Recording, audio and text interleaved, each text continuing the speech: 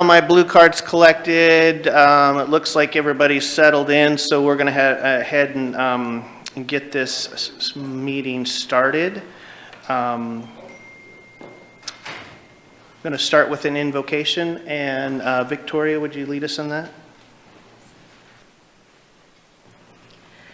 Heavenly Father, we come to you tonight to guide us and to lead us in our City Council meeting, to have you be with us as we make decisions that are weighty for our city. Let you be our guide and let us hear the right decisions for all of the people of this great city. And we pray this in Jesus' name. Amen. I'd please ask you to stand and remove your covers.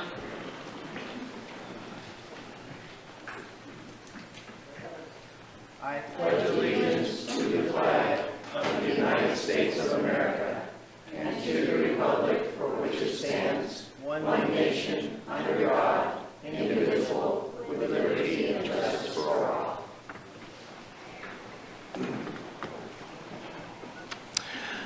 Thank you, and we're going to go through roll call. Joel? I am here. Awesome. How you feeling tonight? Good. You look good. You look good. Indra? Here. Rick? Here. Kathleen? I'm here. Eric? Here. Rob? Here. Victoria? Here. I myself am here. So it looks like we got a full house, and we will proceed. First on the agenda item here is we have transitioned over some new council members, and we have a current vice president from the last council, which is Rick Riker, and we need to figure out what we need to do going forward to elect a president. So I'm going to open the floor to any nominations for president. Eric. I move to elect Victoria Marshall president of the council. Okay. Anyone else? I second it. Okay. All right. We're good to go? Okay, so I would also like to nominate to have Rick continue as vice president. If anybody opposes that, then all right, then let's, I guess, if nobody else is contesting, then do you want to go ahead and just do an official vote? How about, let's just do a thumbs up on that. Councilor King? Yes. Indra? Yes. Rick? Yes. Kathleen? Yes. Eric? Yes. Rob? Yes. Victoria? Yes. Okay, so we will be going forward with Victoria as our council president, and Rick Riker will serve as our council vice president. These people will be able to take over the duties of mayor when I am not available to run meetings, and they will actually join me in agenda setting meetings to actually set our agendas for workshops and further council meetings. All right, so item number one of the business is council action. We have a resolution authorizing the city manager to enter into an agreement with Slayden Construction Group Inc. for Phase 2 service relating to replacement of the water treatment plant project number WA6207. And I will turn the microphone over to Jason. Thank you, Mayor and Council, and that is Slayden Construction Inc. There you They go. would get mad at me if I didn't get that correct. Before I get started, I do want to take a moment and introduce four guests that we have in the audience for you today. Far down on the list here is Dick Talley. He is our owner's representative. Several of you have seen him many times before. He's been working with us since the very beginning on this project.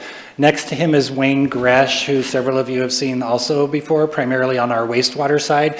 But he is with Carollo, who is the design engineers working for our design builder, Slayden. In the middle is our on-site supervisor, which is Bill Hawkins. If you choose to adopt this resolution tonight, he will be our on-site inspector for the duration of the project and serve a very crucial role for us. And last, but certainly not least, is Mr. Stephen Flett, who heads up the design build team for Slayden Constructors. It is a tremendous team. We've got a great project for you. And with that, I am going to launch into a presentation. And tonight's subject and summary is to consider the guaranteed maximum price, or GMP as I'm going to call it throughout the rest of the presentation, which would initiate construction of the replacement water treatment plant beginning summer of 2025. I put in your packet, and it is up there for you. I'm not going to read through all of these dates, but this project has been actively engaged since 2017 when council took action to hire Stantec Consulting Services as our owner's representative. Since then, we've been before the council with many, many decisions, all the way up to the most recent, which is with Slayden and Phase 1D, which was the membrane systems selection or purchase. So a little background, following months of work related to the design and technology selection, 30% design was delivered to the City of Grants Pass in drawings and specifications. And after a very, very extensive review, it was determined and required by many of our funding sources that a complex value engineering session was going to need to be held. That value engineering session was held April 6th and 7th of 2023, and it was to really look at the project with fresh eyes and in a way that we could improve the project efficiency, make it more cost-effective, but without really degrading the overall performance of the treatment plant. The value engineering session was held by multiple city staff, our owner's rep, 2 engineering firms, independent engineering firms, not related to the project at all. And all of those folks combined to provide a wealth of suggestions on how we could improve the project and make it more cost effective. The target, the initial 30% price was at $117 million, was to get that $117 million reduced to $82.5 million. We were able to make quite a few strategic reductions without compromising the ability of staff to effectively operate and expand the plant in the future. However, we did end up short. We were able initially, we think, to reduce about 12.6. When we further developed all of those value engineering options, we were able to realize $14.6 million in savings through that process. That reduced our base price down to $102 million. 123, and we'll talk about why that difference is, including all the brick and intake costs. So moving forward, that was the really big push, was that 30. We've moved past 60% design. We've received those. We have provided comments. Those comments have been incorporated. The design was greatly streamlined. Instead of having a campus layout, we moved everything into a single building, reducing our overall building costs, but it is very compact. But what's really important is that it is fully redundant for today's flows, and with a couple of very small upgrades, will be fully redundant at 22.5 million gallons per day capacity, which was the original goal. And I'm not going to dwell on these. They are in your packet to look at a little bit more, but what you can tell from this is what we have created is a very compact and efficient layout that really does meet the needs of the community today. Look at the control room and the future lab space. So 90% documents have come in, they've been reviewed, and all of the comments have been incorporated. The plans have been submitted to the Oregon Health Authority Drinking Water Program, who regulates drinking water in Oregon, with authority from the EPA, and conditional approval has been granted, which allows construction to move forward. And it's important to note, because conditional approval sounds kind of like a hinky term, but what they do is they grant you approval to build it. Final approval comes after construction and the plant is proved out to meet all of its targets. So what is next? We have plans that are ready to go. We're ready to start. So it is consideration and potential adoption of the guaranteed maximum price, or the GMP. as well as execution of several smaller contracts to facilitate the project. 2 of those are on your consent agenda tonight, and that is for the installation of temporary and permanent power through PP&L. Another one will be coming to you at a future meeting, and that is for construction oversight inspection services, special inspections. But again, that'll come at a future meeting. And we'll talk about it a little bit more detail. And then to secure the final pieces of funding, and that is really the grants that we are working on, which when we get into the financing piece, I have some news there, and the final loans, which will act as what we call our gap funding. So we have funding identified. When the final price is, we know that we'll have to get a loan that's somewhere in this range. Well, that'll be our final gap funding, and we'll close up the project. And then to complete the final design of the intake structure modifications and the associated smaller GMP that'll be associated with that. As you recall, the BRIC, or the Building Resilient Infrastructure and Communities grant, had some very specific items that had to be met for the intake structure to be compliant with that grant. We've been working through with Oregon Emergency Management and FEMA on what that is. We now know what those conditions are, so we're able to work that design forward now. And then break ground and start construction, which is really what we're hopeful to get started tonight. So temporary power, installation of temporary power is going to be critical. The contractor is going to need it to build this facility, but it's going to take a very large power service because they also need to use it during the testing phases of some of the early plant processes. The installation of temporary power will cost us $57,177, and of course the cost of electricity for the duration of the project. Permanent power is a little bit more complex. Drinking water processing is incredibly power intensive.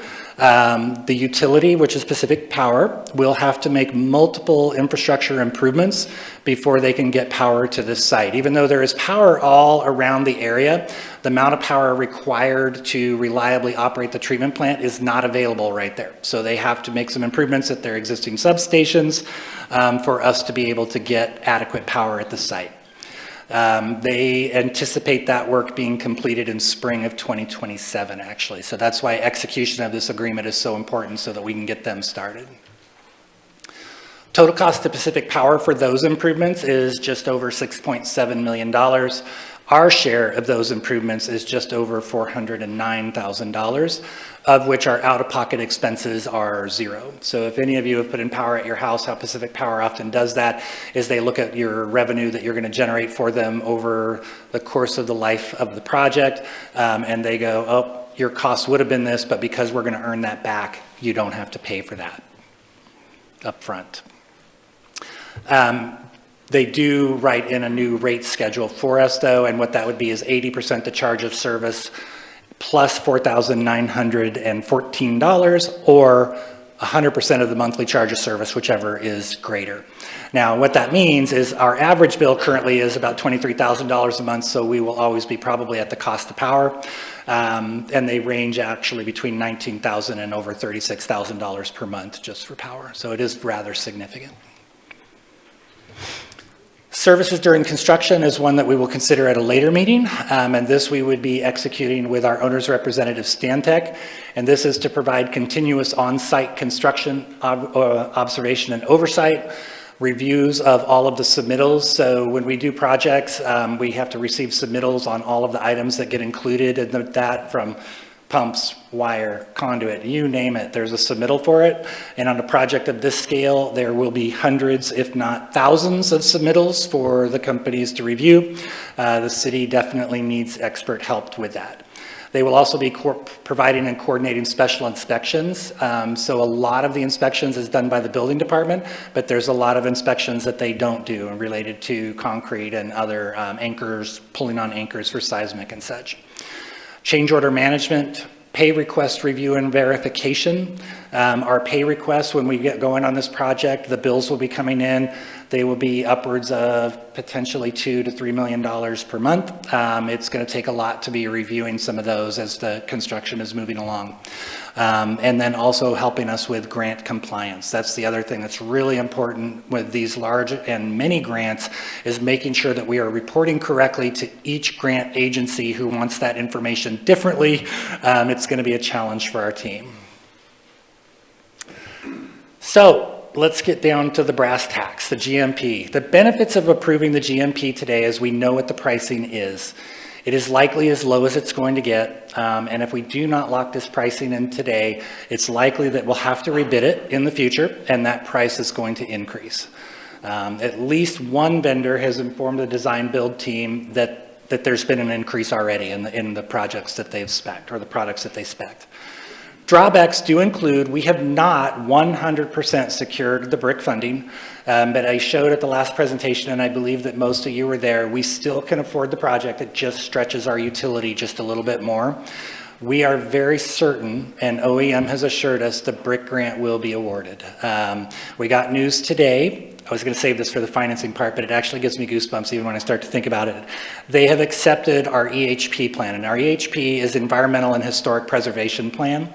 What that means, no demolition of the historic buildings, our environmental is in compliance, and that was the last big hurdle to getting the grant approved. So that was approved today, and we're pretty actually ecstatic about that news. So we're hopeful that they're going to have it awarded. We were hoping for the 20th, but it looks like it's going to be a little bit later than that. And we're hoping that we don't lose all of our FEMA employees to the fires in Southern California, because we did lose them for a while to the hurricanes. So great news there. That money is likely secured. So we do have a cost. The GMP that we're asking for approval tonight is $99,446,571, which brings the total project cost at this joint to $113,753,000 and some change. Slayden did conduct bidding, open bidding, in July and August of 2024. The bid close dates were actually extended into September.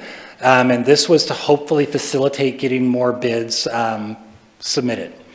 Many bids packages were structured to attract local bidders. However, very few local bidders did submit proposals, unfortunately. And again, the cost for design and construction is that $113 million. So, examples of outreach. We did multiple advance notices in the local paper that the bid opportunity was coming. And that was in the local papers, on our website, and as well as in the Daily Journal of Commerce, which is where most contractors go to get bid announcements.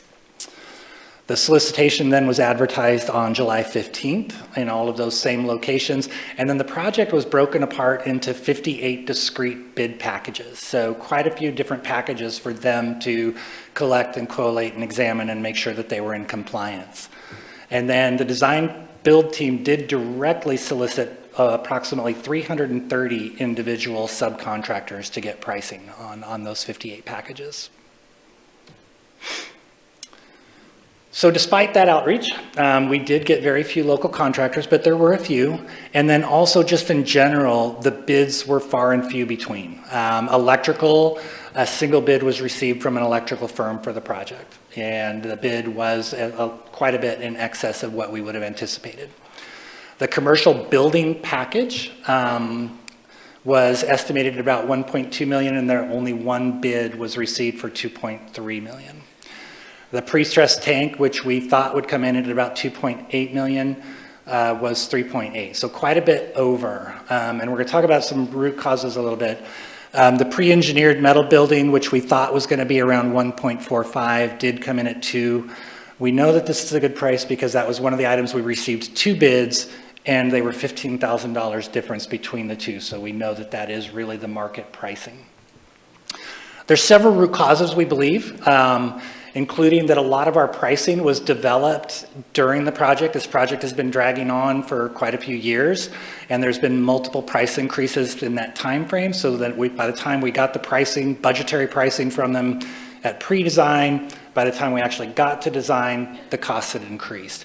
Southern Oregon is an expensive market to bring your workers to. So if you're not living here, you're paying per diem for out-of-town workers, that greatly increases the cost of the project to be able to compensate them. And then material escalation during the project. So all of these bidders, they're bidding a project here in 2023 for work that they may not be performing until 2026 or 2027.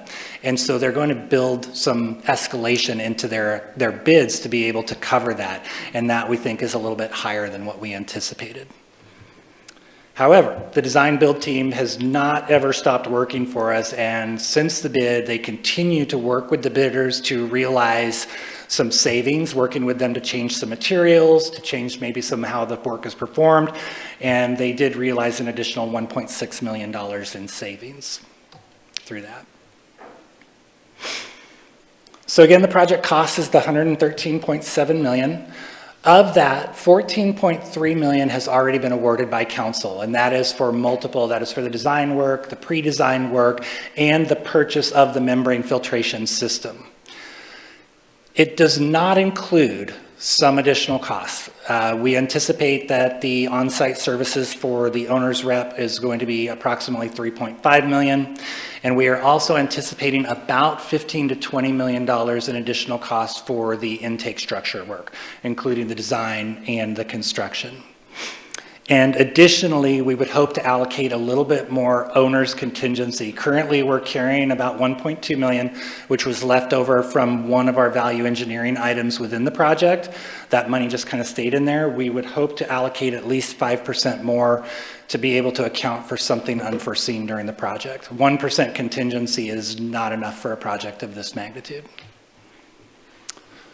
So the project costs, we did have them looked at an off-site workshop. Bill and Slayden sat down and went through line by line. Bill independently verified through Stantec's database, as well as a program called Root Mean Squares, which is how most engineers evaluate project costs. Stantec's findings do indicate that the GMP is representative of market conditions. It is fair and reasonable, and they do recommend that council consider it for adoption. And again, adoption of that GMP will lock in our pricing so we know what the costs are going to be. So the big question is, can we afford it, right? That's really what it boils down to. Staff continue to work with our financing partners, Business Oregon, and I'm going to say her name out loud, Tawny Bean. If you haven't met her, with Business Oregon is amazing. Working with her, she has found us dollar after dollar after dollar, and even though they've been small loans, you know, $3 million, $2 million, $750,000, they've all been at 1% interest. That's really been a godsend for this project. They have been amazing at finding us resources, and they have another, I want to say it's right at $7 million for us, which we'll be going for in April.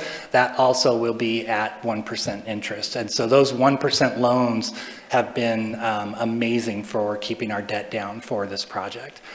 And then also working with Oregon Emergency Management and FEMA, which is the primary driver. That's the $50 million grant for the program. So the current strategy is comprised of 11 distinct loans, grants, rate revenues, and system development charges. And again, we're still actively seeking additional below market interest financing. And as I talked, we already spilled the beans on the brick, but phase one has been confirmed by OEM, and the last hurdle was overcome today with the EHP approval. And the waiving of the demolition, which gives us time to figure out what to do with that beautiful building there on the river.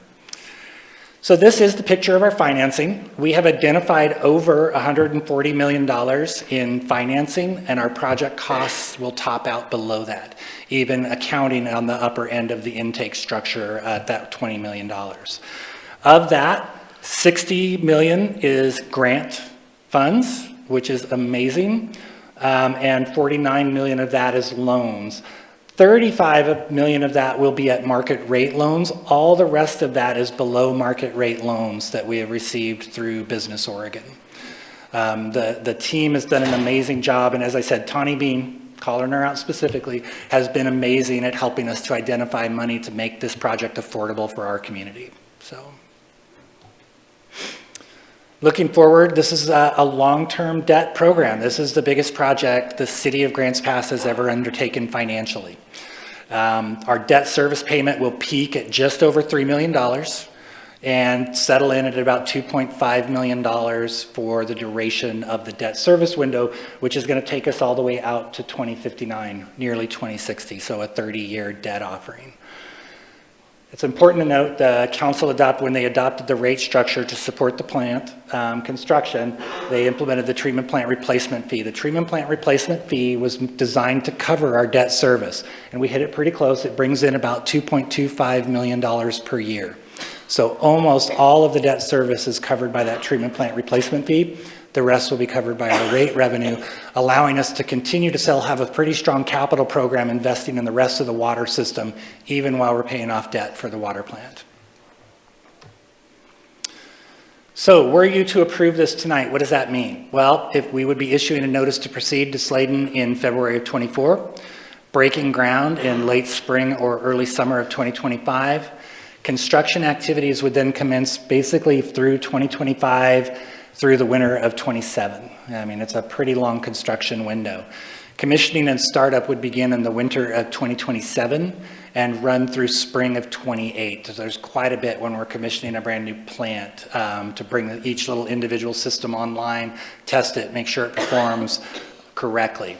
The plant would then be started up and tested operationally in 2028 in the spring. The city would then take over the plant and operate in what we would call recycle. So essentially we're going to treat water in a circle to where we learn how all of those systems work and we know how the plant functions. Then May of '28, we're going to open the valve and put that water out to the system, or that would be the goal. And then performance testing would then carry on for the next year to ensure that the treatment plant meets all of the goals and the criteria that were set out in the design build agreement. So we do tentatively have this scheduled for your consideration tonight. It can be deferred at your discretion. The alternatives are there, and at this time I would take any of your questions, and I also have a great design build team here to answer all the tough questions. Thank you, Jason. Does anybody on council have a question? And I'm going to start with Joel. So, you know, I'm really familiar with water treatment contracts. No, I'm not. So I have a couple dumb questions. On the packet you handed out, the packet we have, on page 5, there's, and you're going to have to refresh my memory on this, there's Amendment 3 and Amendment 2, both which were modified, which increased the cost by about $12 million, which was about a 200% increase over what it was originally estimated at. Can you remind me why we had the need for those modifications? What happened there? Yeah, so what that was, I don't have the names of each one of those. I do, actually. I'm backing up because I just remembered that they're right here. Way back here. So those amendments, so Amendment 2 and 3 were phases 1B, 1C, and 1D. So 1C was actually detailed design. So we signed a contract which did all of the preliminary design work and helped us through technology selection. So at that time, we actually didn't know what treatment plant we were building. We hadn't decided that we were building a membrane filtration plant. And so that was handled under 1A and 1B. And then 1B was membrane, we modified for membrane procurement that added the $206,000. The complete design of the treatment plant was 1C, which added the $5.7 million. And then the 7.1 was actually the purchase of the membrane system. So as you recall, we had to decide what membrane system we were purchasing for the design to be completed around. And so we actually signed an agreement with H2O Innovations for a system to be able to lock that down for the design team to design the plant around it. So then, if I understand that table, the original contract amount, original contract value was 1.2 million. Yep. And then Amendment 2 added 5.7, and then Amendment 3 added 7.1. And those were needed items that weren't considered in the original contract amount. Is that what I understand? That is absolutely correct. Okay. I had one more question, but if somebody else wants to ask a question in between? No? Okay. Proceed. Okay, on page 6, so they talk about general conditions and compensation. One of the things I don't understand, and which is one of many things, but under item 5, the parties may elect to use the guaranteed maximum price form of compensation. Yep. May elect to use it. Yeah. A form of compensation, a stipulated sum form of compensation, or a cost reimbursable form of compensation with a fixed fee for the contract price for the Phase 2 services. Could you put that in 6th grade language? I can, and that's a great question, Councilor King. Okay. So what that means is the GMP, if we were to go to a fixed price GMP, we can go 2 ways. One, right now we're currently doing, I think the second one, where we're going to be getting all of their receipts and we're going to be looking at everything, but we're going to kind of run to the GMP, we would simplify that, and then we don't have to see every invoice that the contractor bought, and we don't have to review every purchase. And so it becomes, we pay for bulk things, like here we paid for the earthwork, and then we paid for the tank, and then we paid for this, but we don't have to review every invoice and every purchase. But we do have the legal authority to write the contract either way. So it just gives us the opportunity to have way more detail of every purchase. But as you can imagine, on a project of this scale, we would need to staff up to be able to do it the second way. Sure. Okay, my last question. Yep. And they're limited by the amount of time you review this, because you could ask questions all day long. On insurance, it has maximum deductible for all risks, all risk perils, is $25,000 except flood and earthquake, which shall be $50,000 for low hazard exposure. Yeah. So what that deductible, I assume that's the city's deductible and the contractors needs to fix the rest of it, or what is that? I'm going to ask Steve Flett to jump in a little bit on this. This one got really complicated towards the end there. Maybe you could answer, but these are the contractor's deductibles, essentially, if I'm... So it's a contractor deductible? Yeah, but we're paying for that insurance coverage as part of the contract. That just goes with that. Steve, do you want to... Yeah. The contractor's written, as you see there in the 25,000, except flood and earthquake, should be 50. So that's basically what the insurance coverage we were to provide that keeps our deductible low. But when you go out and get insurance, those low deductibles aren't commercially available. And if you were to get it, you'd have to buy up a policy, and it'd be very expensive, and we put that in our cost to the city as part of our GMP. So we said, you know, let's get a reasonable coverage that's commercially available with reasonable deductibles, which you can see range from $50,000 to $250,000, which is what Slayden have to pay into the deductible to get coverage, you know, the money back. So it actually worked out to the city's advantage to get its you know, coverage for the project and us and the city, higher deductibles, but a lot less cost for premiums. So, and the reason for where you talked about where the high flood, low flood, what Slayden was able to work through with their insurance is we're carrying a different insurance at the old treatment plant site than we are at the new treatment plant site, because there is no flood risk at the new treatment plant site. And that saved us, I want to say it was almost $300,000. Yeah, when you kind of able to separate those contracts in the eyes of the insurance, we're able to lower our deductible, our coverage amount. So then provide some detail for me here, because I really don't know what I'm talking about. So an earthquake happens 2 years from now in the middle of construction. This insurance covers it, and then the company has to cover the deductible. Is that correct? Yes, Slayden need to cover the deductible. It is compensable through our contingency, which is part of our GMP. So technically, we can use the GMP. We have contingency for different events and things that happen that are unforeseen, and that one of those uses is to pay for the deductible. Okay, and assuming that the cost is less than the contingency. Okay, so let's say the plant's completed then, and an earthquake hits.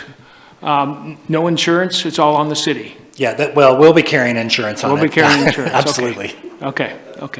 Thank you. Thank you very much. Yeah. Anybody else have any questions? Victoria, and then Kathleen. Mine's really just a comment that I, too, was so happy to hear that the historic building will be saved. So thank you for working so hard to make that happen. Thank you. Go ahead, Kathleen. So I just had a little detail here on the timeline. It says issue notice to proceed. Should that be February 2025? Probably, if I, Okay, I just want to be clear. We're doing that now. yes. No, we're going to go back and issue it a year ago. Sorry, yep. Still getting used to the new year. Thank you. In Jason's defense, he's been on this project for a long time. 2013. Anybody else have any questions? Eric. Not really familiar with the contracting side of the house and all the, this is all new to me, obviously. But I had a question as far as in terms of if the contractor, if they pay or if they spend so much and there's a cost savings there. I think that was covered already, but if there's a cost savings, what happens to that money? So that's one of the things. In general, they can bill for the contracted amount. If it comes in way under, there is an opportunity that you could execute an agreement that they would split those cost savings. If that's something you're interested in, we could definitely have that conversation because we still have several more contractual pieces yet, those smaller contracts yet to go. No, I'm just, thank you. You answered my question. Yeah. Perfect. Anybody else have any questions? All righty. Thank you very much for your time.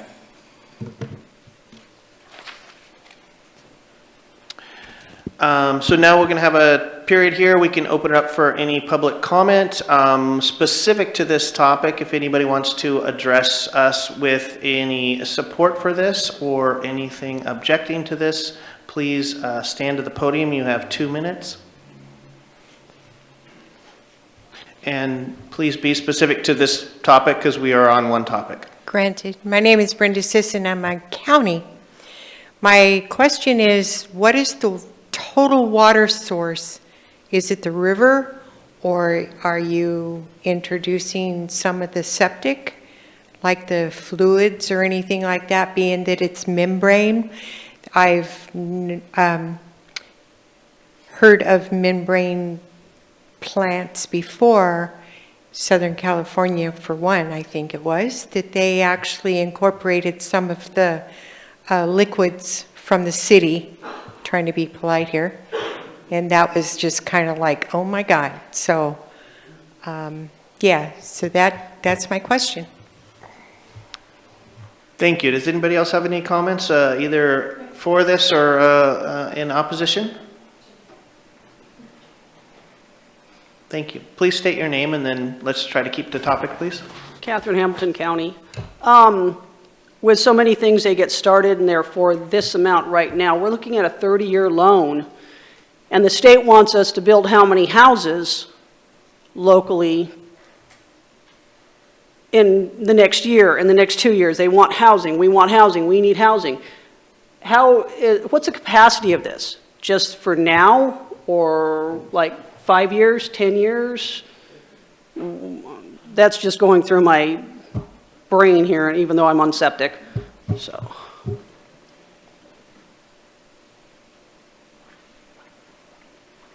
Good evening. My name's Ruth Daly. I live in Grants Pass, and I am in total support of getting this water treatment plant built. Water is one of our most important things that we need for a municipality, so let's go for it. Thank you. Holly Morton from the county. Question, I know the governor has just created a mandate that any project that has any grant money involved has to use union labor. Does that affect this project in any way?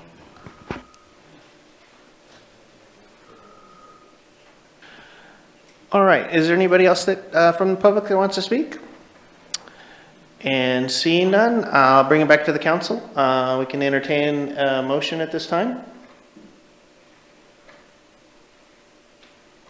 Joel? Could we have a little discussion first? Sure thing. So it's my understanding that the sole source of water is the River River, and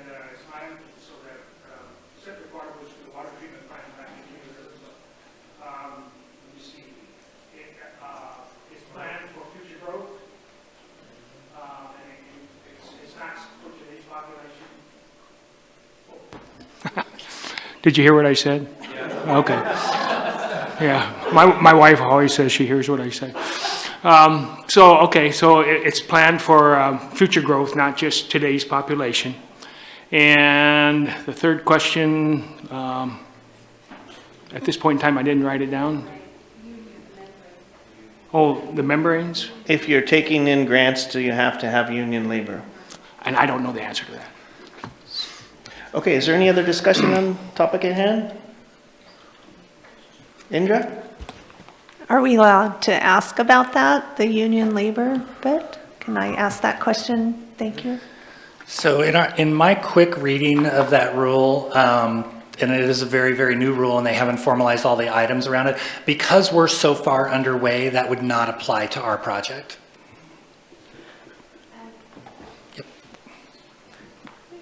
Just a general follow-up question. In projects and other projects as well, for non-skilled labor jobs, do we try and bring as many in from our community as possible? Like for local, smaller projects, it's almost always local contractors doing our work around here. We have a really great group of local contractors. I might have missed your point, huh? Even for larger projects, do they sometimes use local workers Oh, yeah. from our I believe community? so. And we try to do the best that we can to get that? Thank you. Yeah, we actually had a local contractor and plan for this project to try and get as much of those dollars to stay in this community, because we recognize paying local workers, that money gets spent back here much, it brings much more vitality to the economy. It just didn't work out on this project. Thank you, Jason. Is there any more discussion? Good. Rick? I'd like to make a motion. I move to adopt the resolution authorizing the city manager to enter into an agreement with Slayden Construction Group for Phase 2 services related to the replacement of the water treatment plant. Thank you, Rick. Do we have a second? I second it. All right, jump to the table. I think I heard Victoria first. Sorry, Kathleen. So we got a second from Victoria. We'll go around the table. Joel? Yes? Indra?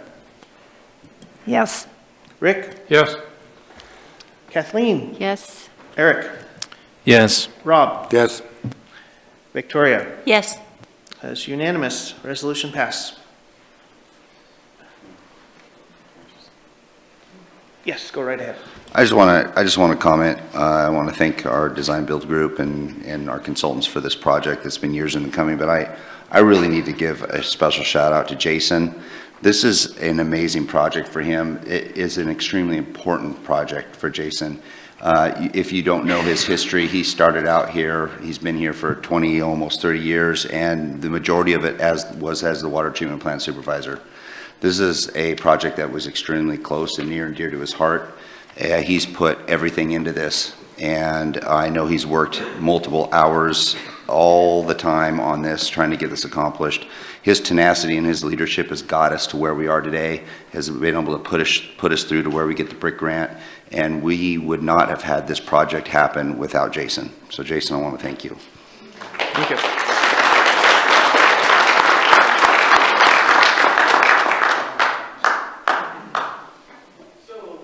Oops, sorry. So we have some appointments to deal with tonight. First is Committee for Public Art. And you would be your really bright blue, already what color it is, it's kind of blinding. Astrobright is what I was just told. Okay, so these are committee meeting for, the Committee for the Public Art. We have 2 openings on this committee. We have 3 candidates that have gone through the application process and interview process. As listed in alphabetical order, we have Colleen Milligan and we have Crystal Pyrian. Sorry if I butcher your names, I apologize. Eva Shaw. So at this moment in time, if everybody would mark on their paper and pass it down. Thank you. Please sign the bottom. And if you guys give us patience here, we'll go through this real quickly.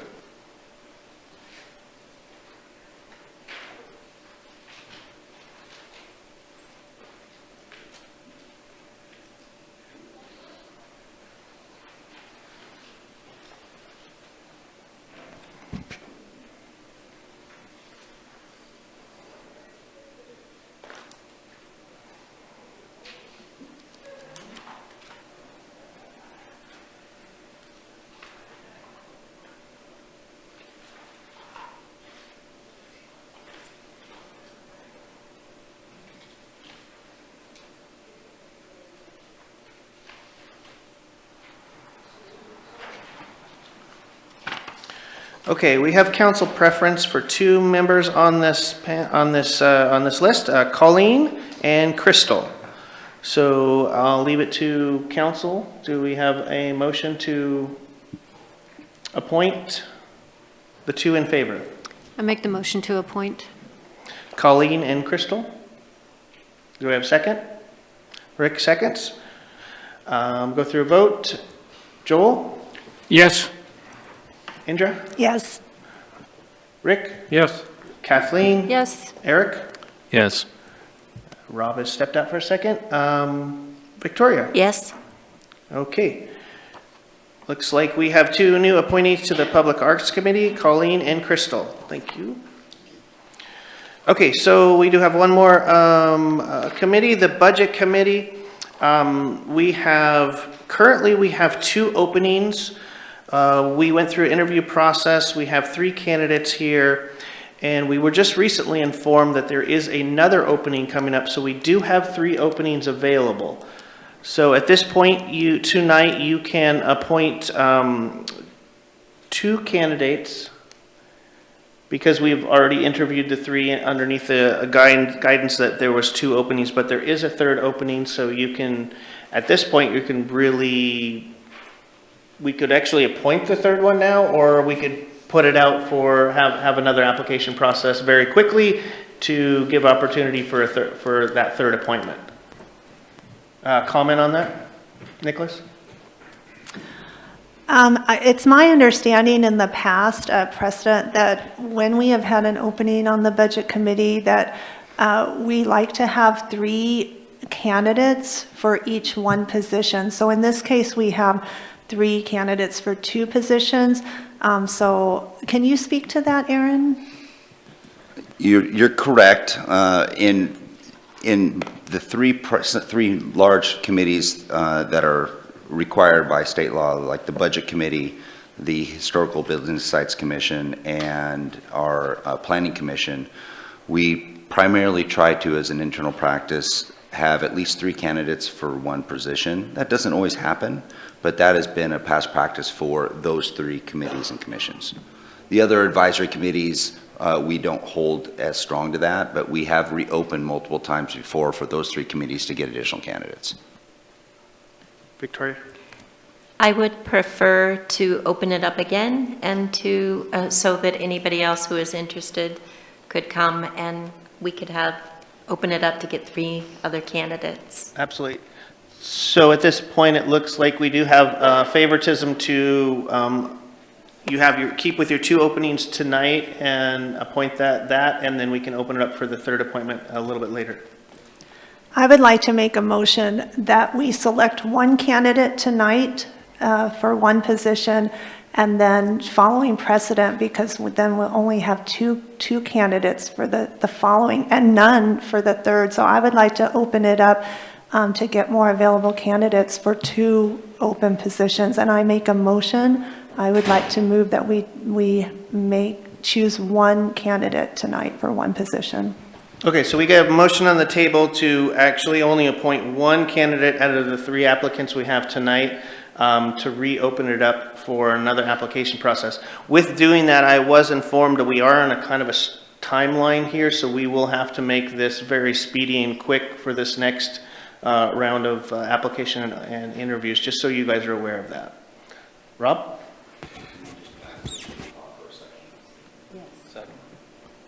We get a second. We got a second from Eric. Yeah. Rob, you have a So comment? I just want to make the point that while what Indra says is correct, we'll say the backside of that, or the price to pay, we'll say, is that often many of these committees, and sometimes even the commissions, can't make a quorum without a certain number of people. And the bottom line is, I will guarantee you that if we hold fast to that rule on every committee and every commission of waiting for 3 to get 1, there will be many times when a lot of those committees will not be able to meet due to lack of quorum. So yeah, you can, sometimes the perfect is the enemy of the good, and we can go for perfect, and I guarantee you that that's when it's going to be the result over a year's time. Perfect. We do have a motion and a second on the table, but there's some discussion that's been going on. So Joel, you want to continue with that discussion? Oh, well, I understand the motion, and I understand the merit in which it was based, and I don't disagree with that, but I feel comfortable voting for 2 positions tonight. Okay, we still have a motion on the table with a second. Is there any more further discussion before we call for a vote? Rob? Yeah, we were, I guess it was kind of, well, it was essentially advertised to us and also advertised to the public that we were going to be appointing 2 people tonight, so I'd rather stick with that. But it doesn't really matter that much to me, but that is what the expectation was, and that's what it says in writing, both in the packet and on the paper on the dais, that we're going to appoint 2 tonight. That's where my preference would be. Further discussion, Rick? I would also be in favor of voting for 2 tonight, so if we approve one, we would have the opportunity to come back with a second motion. Okay, again, we have, oh, sorry. So on the dais right now is a motion for 1 position. After we vote on that, we could bring back another motion to fill the second position. That is a possibility, yes. You'd have to go through another motion, yeah. True. Okay, so currently we do have a motion on the table with a second to appoint 1 candidate to the Budget Committee tonight and put out for another application process to fill the other 2 positions. Further discussion? Indra? I would just like to add that I appreciate all the candidates that stepped up to serve, and I expect that if the motion passes, the 2 that weren't chosen will be in that pool, and then I would trust you to get that together as quickly as possible, so we would have just looking for the maximum number of great candidates for the Budget Committee.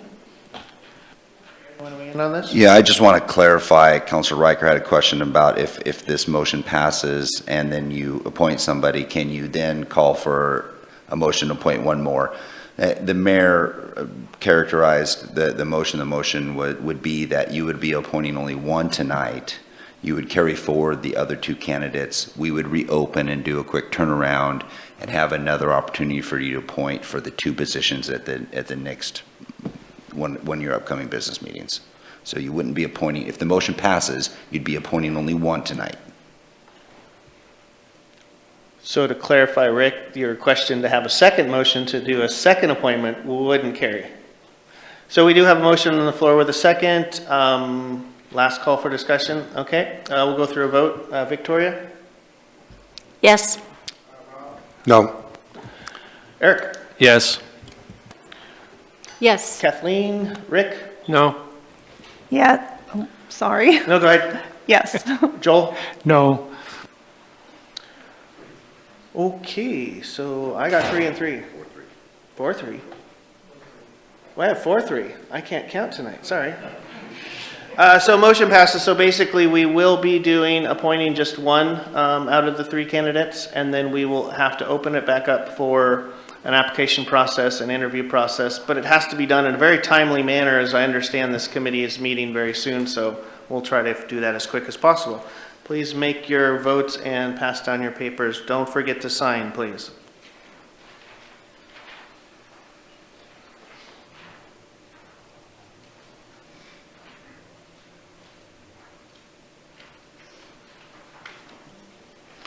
And if you guys have a little patience, give us a second. We'll be right with you.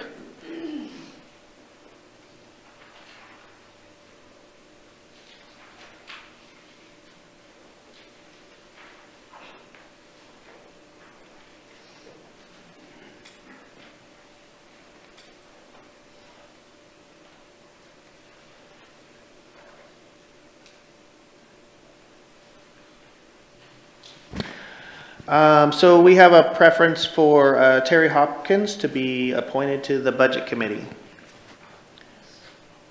Do we have a motion? Joel. motion. I'll make a motion to appoint Terry to the Budget Committee. Do we have a second? Second by Kathleen. Roll call vote. Victoria? Yes. Rob? Yes. Eric? Yes. Kathleen? Yes. Rick? Yes. Indra? Yes. Joel? Yes. Okay, unanimous. We have a new appointee to the Budget Committee. I'm going to leave it incumbent on staff to start the process for another application process and interview, and I know we are in a time crunch, and I'm stating that a few times so everybody understands the adverse pressure that's on you now. All right, thank you. We're going to move on to appointment of 7 members to the Public Safety Advisory Committee. Okay, this would be your super bright orange piece of paper.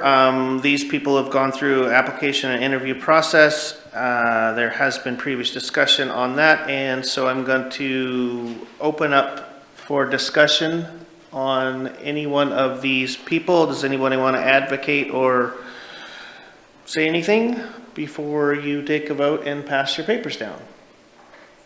Doesn't look like it, so we will take a second to vote, and please pass your papers down and sign your paper, and we'll make a tally.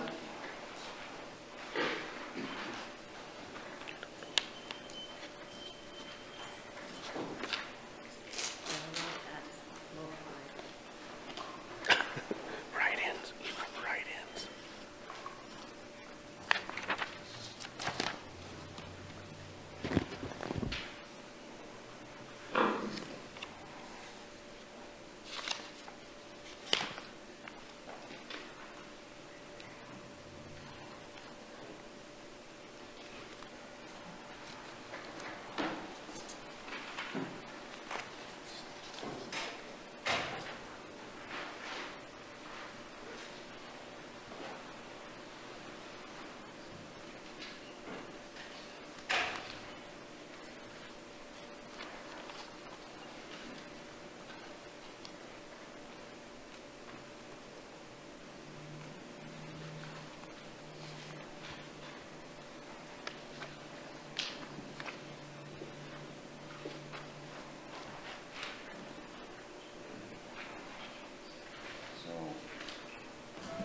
I have a problem tabulating these, as I've got multiple people that have voted for 2 people when there's only 1 position.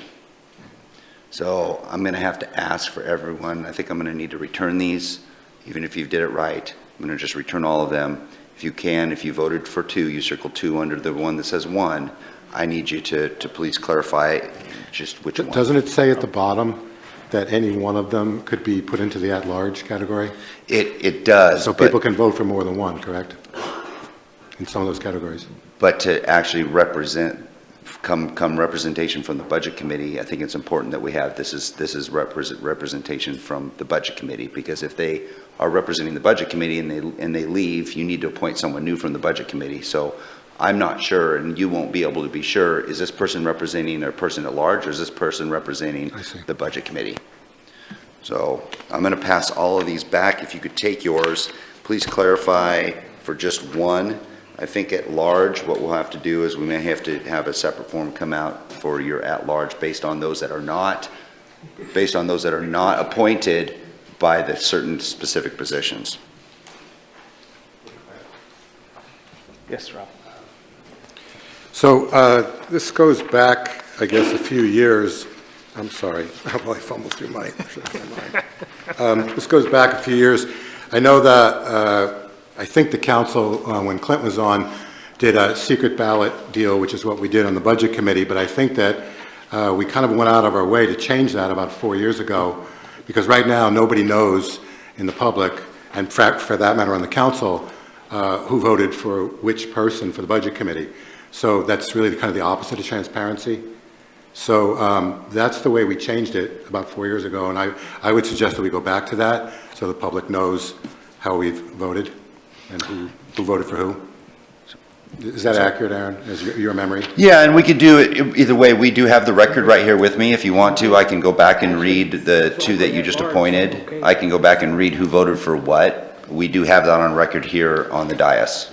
So if that was something you wanted us to read for the record, we definitely could do that, Councilor Pell. And I really thank you for your input, Rob. I was under the assumption that we were actually going forward with previous protocol because this was not something that I had asked or any of the new counselors had asked to change, so. But we Previous can definitely protocol discuss. was, right, okay.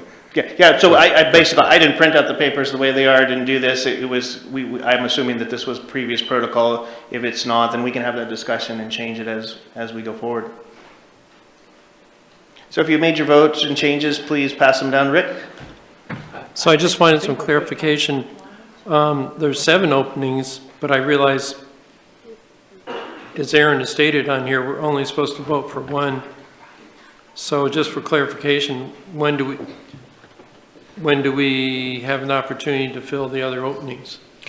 I think at this point, the best way to do this is for you to appoint the specific committee members to the positions that they hold. And then once those are done, as mentioned here, all of the candidates do qualify for citizen at large. So then we could pass these back out to you, and based on those that are left, you can pick anyone on the sheet for the citizen at large positions. Thank you, that helps me.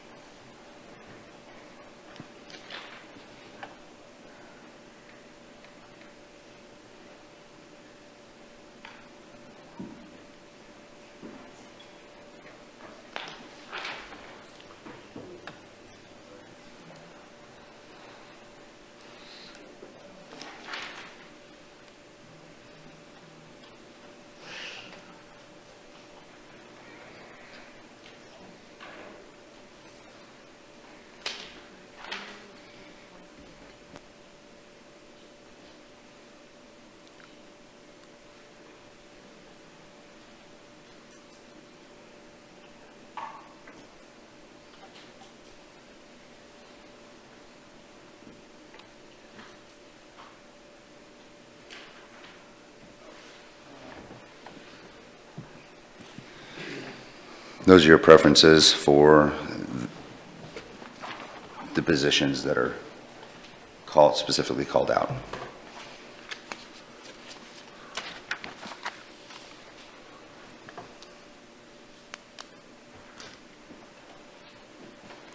Okay, so for Public Safety Advisory Committee, representative from the Budget Committee, there's a high preference for Tom Radens, and Business Inside City Limits, there's a large preference, which was the only candidate, for Williams Lovelace.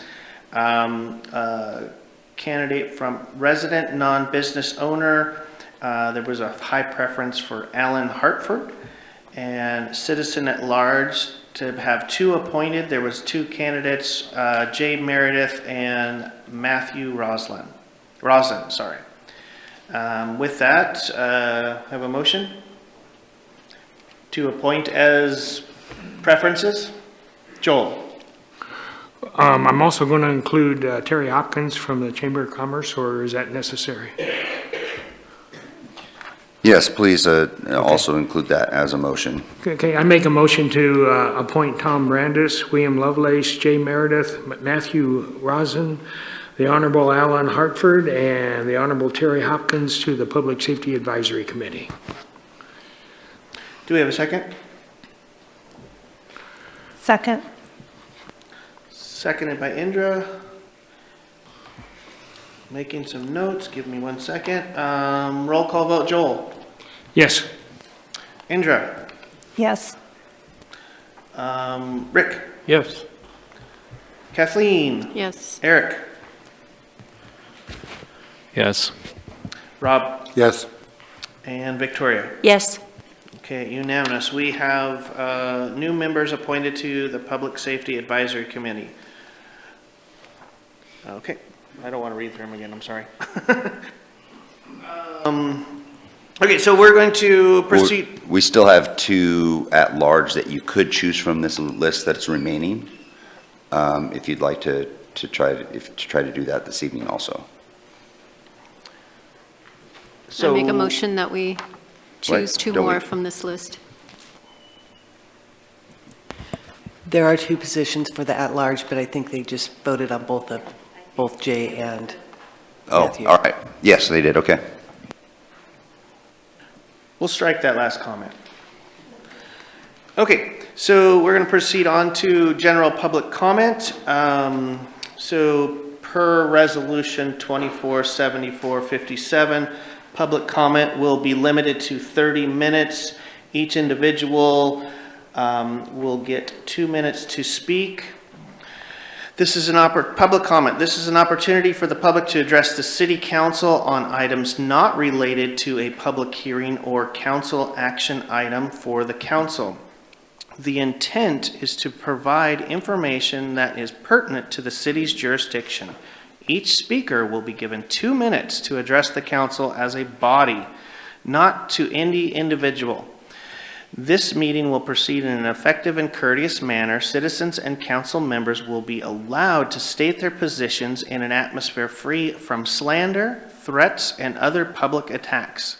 Signs and placards, outbursts of applause, campaigning for public office, or other disruptive behavior will not be tolerated. If you have any questions regarding any government provided services or a current city policy, please contact the city manager's office in an attempt to resolve that matter. At this point, we have a number of blue cards. Yes.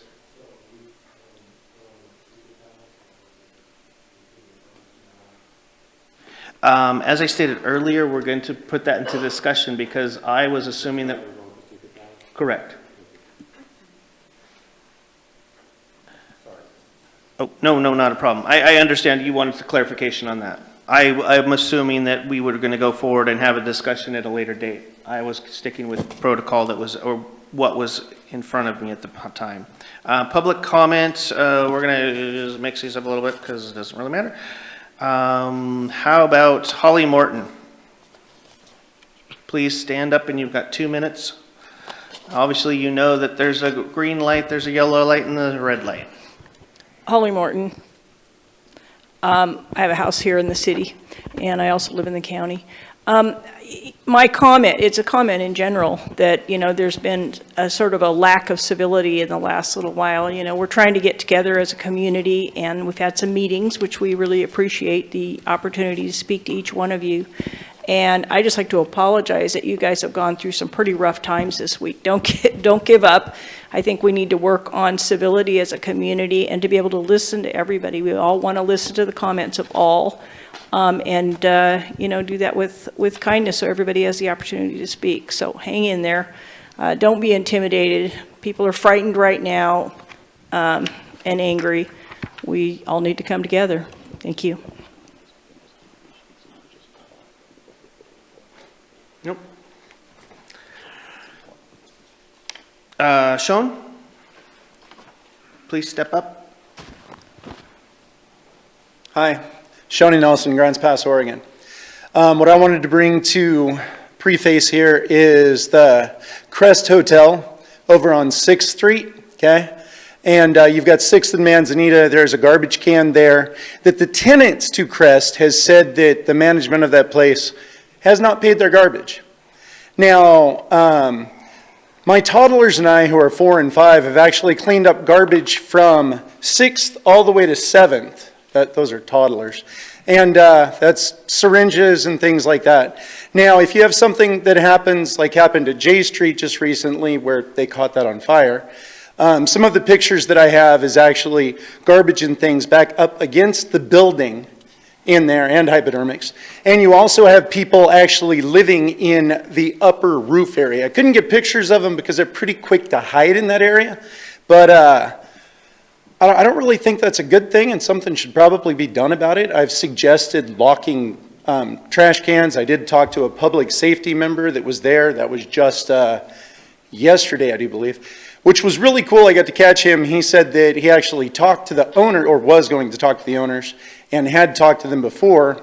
And the owners were like, well, what difference is that going to make? The difference is, if no one knows that, is legalities. If it's open, all right, then it's really not that big of a deal getting someone who's digging in the dumpsters. Whereas if they break into it, it is. I'll leave that for y'all to think about.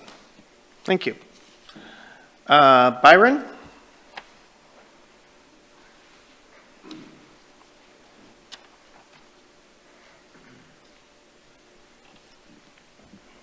Good evening, councilors. Byron Robertson, lifelong Josephine County resident, business owner, and contractor here in town. I'm glad that Jason has heard about this, and I just want to bring attention to the council and to the city of Grants Pass that on December 18th, the governor signed an executive order requiring all construction contracts in the state of Oregon that have any state money to include project labor agreements. What this does for small businesses is it makes it extremely not competitive for us. And for instance, the water treatment plant, if it were to be bidding this next year, and the other large project that's about to start is Allen Creek realignment, if that job were to be bidding this month or anytime future after that executive order, it would put us small business local contractors at extreme disadvantage, because what it does, it requires us to sign union contracts as an open shop business to then proceed to even work on that. So it would basically shut us out and have any opportunity to be competitive in that process. It's very infant as far as it's something she passed without even telling anybody. She didn't tell the legislatures. She didn't contact the AGC, which is our largest committee that protects us, construction industry. They got them noticed 30 minutes before it hit the press. So it was slid in last minute under the cloak of darkness, however you want to put it. But I would implore the city to extensively look into that and hopefully come out against that, because it would kill small businesses' opportunities to bid and be competitive on anything in our city, from infrastructure, streets, sewer, water, any projects going forward that has a dime of state money. And I know it's very in the early stages and she has done nothing to explain the intricacies of it, but if it's how it's written and how she wants, it does nothing to save money. It puts added costs on you as a city. So thank you. Thank you for your time. Kathleen?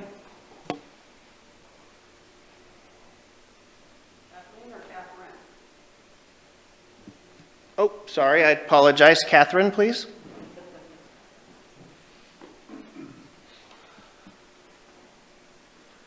So, Catherine, Hamilton County. I just was talking to somebody yesterday, and she had spoken to somebody the day before. Yes, okay, secondhand. That this woman had come in from Roseburg.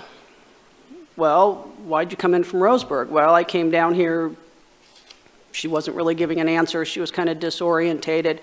Said her car had been stolen, her car had been impounded. So you're going to ask yourself, why are people still coming to Grants Pass? Why are homeless still coming to Grants Pass? I'm sure we have lots of ideas. I don't know why this woman came to Grants Pass, but obviously she was now carless. Something's got to get figured out before they start crawling up in the hills, like the one woman said on the news, and we end up looking like Southern California this summer. That scares the heck out of me. We've got too much unimproved, well, they have improved land down there. Look what's going on with them. A lot of forests, a lot of BLM, a lot of that has not been touched in years. And these guys start crawling up there, where are we going to be? No one wants that to happen to anybody. Something's got to get figured out if they're still coming down, and they're getting pushed out. They're getting pushed out all over the country. So why they're coming to Little Grants Pass? that's still kind of a question on some people's minds. Thanks. Thank you, Catherine, and I apologize for messing up your name. Rick. Rick McClintock? Okay, moving on. David Dapper? Hi, David Dapper, city resident. And I recently went along the residents along Fairview Drive behind Winco, and they're having a horrible time with the car campers out there. They're going through their stuff at night, stealing what they can.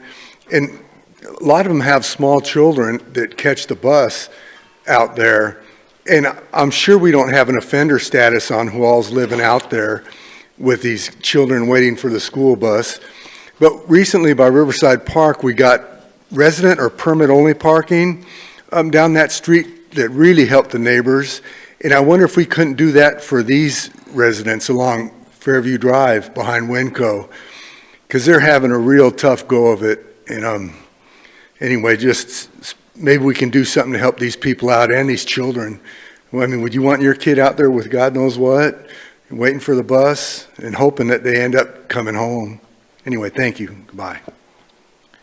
Thank you. Ruth Daly?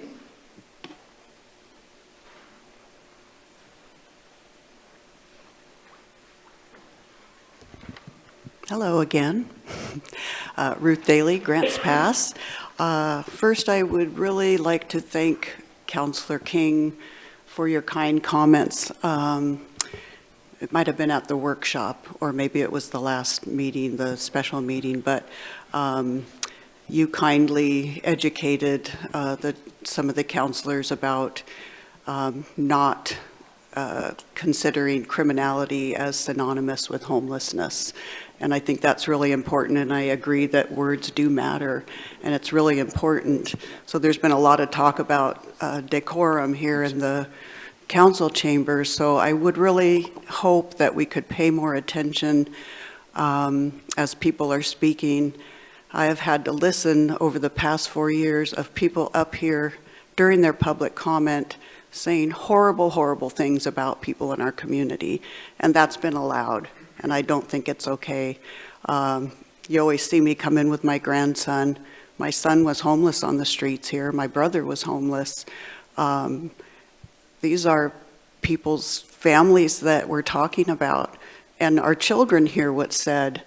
And as a mom, a grandma, a nurse, a community member, I don't think it's okay for that to be said. You can disagree with what's going on, but to say horrible things, I mean, we have people in here that have suggested that people that are addicted should not get Narcan. I mean, what if it was your grandmother who couldn't get insulin, or somebody in your family that couldn't get their medicine for their, chronic heart disease or something? It's not okay to say these things about our community. At the last meeting, somebody was escorted out for reading Green Eggs and Ham. That was the best part of that whole dang meeting. And then somebody suggests they're going to come to guns at the park, and he just wanders out and nothing is said. Thank you. Thank you, Ruth. And I do have to remind us, we want to make sure that we address not individuals, but at the whole dais here, even if it isn't praise. Specifically, we don't want Joel's head to get a little bit too big over there. But yeah, if we could stick to the decorum and stick to the rules, that would be great, and that just keeps everybody on the fair playing field. Next up, we have Greg.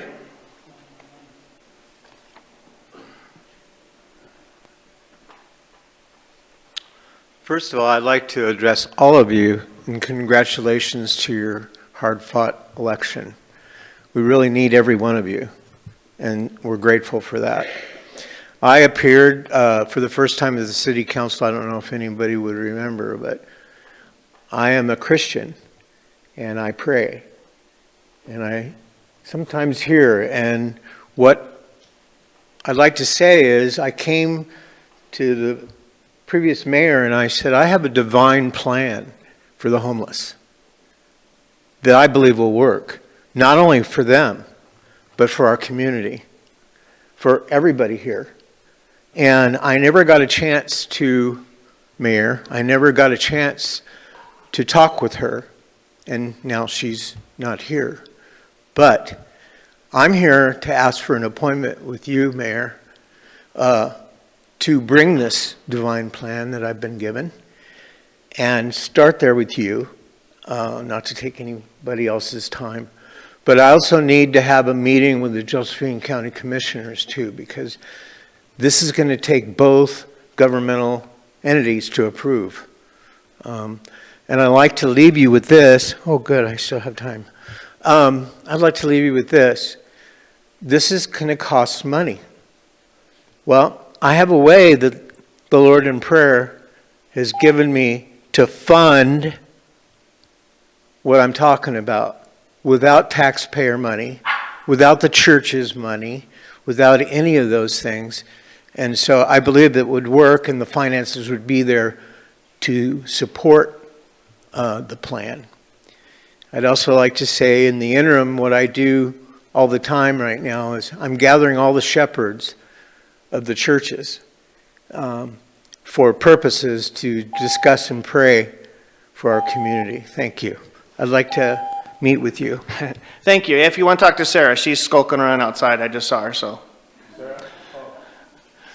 Thank you very much. And let's try to keep to the timeline here. Brenda Sisson?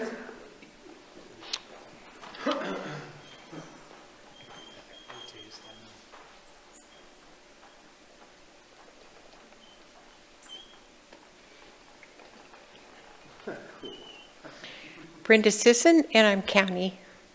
But I am very interested in the homeless, as I was myself. I haven't come out with this, publicly a lot, but I have mentioned it in the past.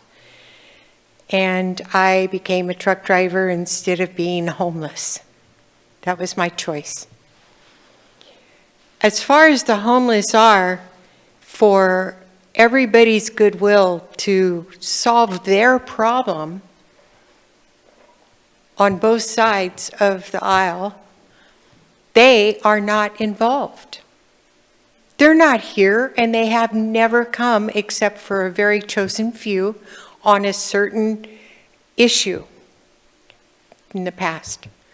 But the ones out there that are in the middle, in the mix, everybody's trying to figure it out. There is no figuring anything unless they themselves make the decision to change. I suggest that you, as a city council, get involved with them in perhaps giving them a questionnaire. Have them fill out something that tells you about them or their ideas. What do they need? What do they require? I'm not saying that this is going to be a promise that this is going to be coming true, but it could still give an opening door because their time is running out and they're not going to fit on 7th Street. They're just not. It's just too tiny. Thank you. Thank you. Okay, Mike Pelfrey. Excuse me. Mike Pelfrey, city resident. I was just up in Salem and Kaiser in honor of our previous city councilor and his swearing in. I will tell you that I was around the capital of our state and I saw no tents. I saw only one homeless person, and in Kaiser, I actually saw a homeless person and spoke to him and asked him, I said, where are your low barrier shelters? And they said, we don't have them here. So why do we have them here? So I have a solution. We know that this camp is going to close, and so here's my solution. We have a rest area down along I-5, and it's right next to the Rogue Valley or the Mid-Rogue or whatever the hell that park is down there that's got a tremendous amount of land. It hits and checks off all the barriers.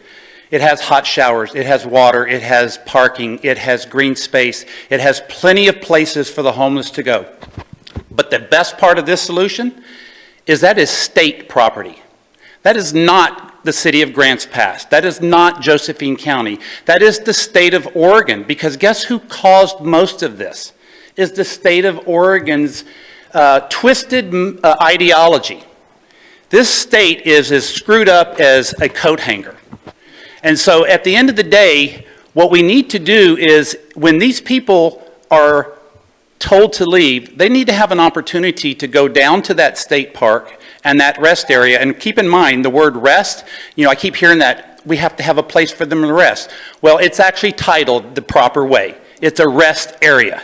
It also serves as a navigation center. You know why? Because you can get right on the interstate and navigate to wherever you feel your heart desires. Let's see what the state does when the homeless are on their property and demanding. Will they arrest the homeless? Will they give them 3 days to exit stage left? I don't think so. This is a state problem, not Grants Pass. Okay, I got one last card, but I think he stepped out. Bob? Okay. With that, we'll close out our public comments, and I appreciate you guys all acting with much decorum, and we will go forward to our consent agenda.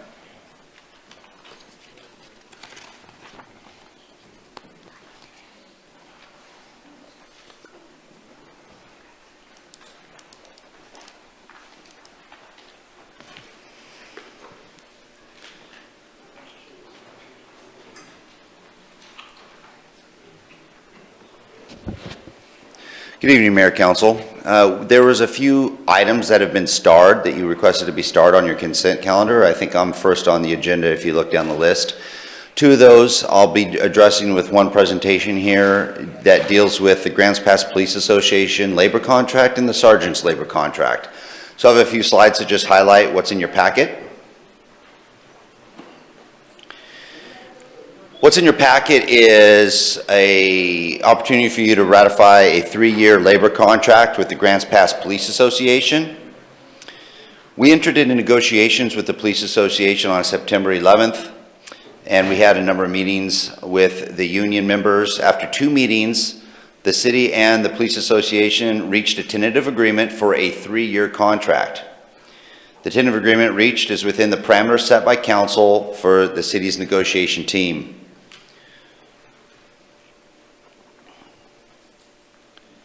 The terms of the contract call for a 3-year agreement with the following compensation adjustments. January 1, 2025, there's a salary schedule adjustment of 6.5% for all, and there's some incentive increases for advanced certifications from 2.5 to 3%, and detective clothing increase from $750 to $1,000 upon assignment. Boot reimbursement charges changes from $200 every 3 years to $200 every 2 years. In the second year, July 1, 2025, there's a salary schedule adjustment of 1.5% for all. January 1st, 2026, there's a salary schedule adjustment of 3% for all and incentive increases for advanced certifications. Boot reimbursement, $200 every 2 years to $300 every 2 years. And January 1, 2027, a salary schedule adjustment of 3% for all.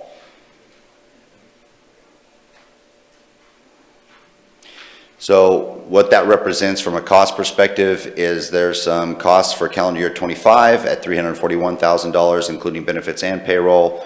The incremental cost increase for 26 is a little over $1 million, and for 27 is $1.399 million. I do want to state that it was a good negotiation process with GPPA.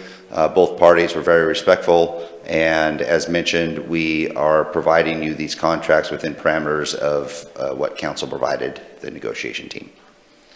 And with that, I'll pause there unless you want me to go ahead and just do the sergeant one also.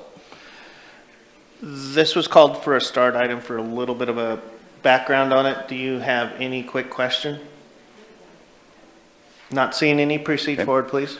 All right, the next one is going to be very similar. It's basically the same thing. We did do a negotiation with the sergeants for the police association. This is a new labor contract. That's really one of the major differences. Is the sergeants did petition for a specific representation in 2024, and their petition was approved by the Employee Relations Board for the state of Oregon. Therefore, the city was required to negotiate with them in a collective bargaining agreement. Before that time, they were exempt employees. The salary schedule adjustments are behind me there. There's a very similar 6.5%. It's very similar to the previous one, so we can stay in alignment. We want to make sure that there's no compaction or compression between those two entities. So you're looking at very similar salary schedule adjustments.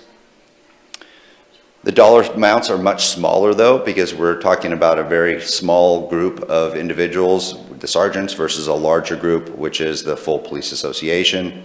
So the first year is $50,000 cost, the second year is $157,000, and the incremental cost is $212,000 for the third year. And that concludes my presentation on both of those items. Again, that was a start item that was requested for with a small presentation. Is there any quick to the point questions for that, Rick? I don't have a question on that, but I didn't know if, when Aaron at the podium, if he could just do a quick summary of item E as well, concerning the grant on Spalding. But although there may be a question on this item here. Oh, I see. Would you like to call out an item on Spalding? Yes, and thank you, Counselor, for reaching out to me in advance for item E on Spalding. Because you reached out to me, I am able to do that, but I'll refer that to Brad, who can provide some additional information on item E if you'd like to start item E. Andrea. I have a couple questions. So I'm just wondering, the costs involved, is that based on that we have all our positions filled?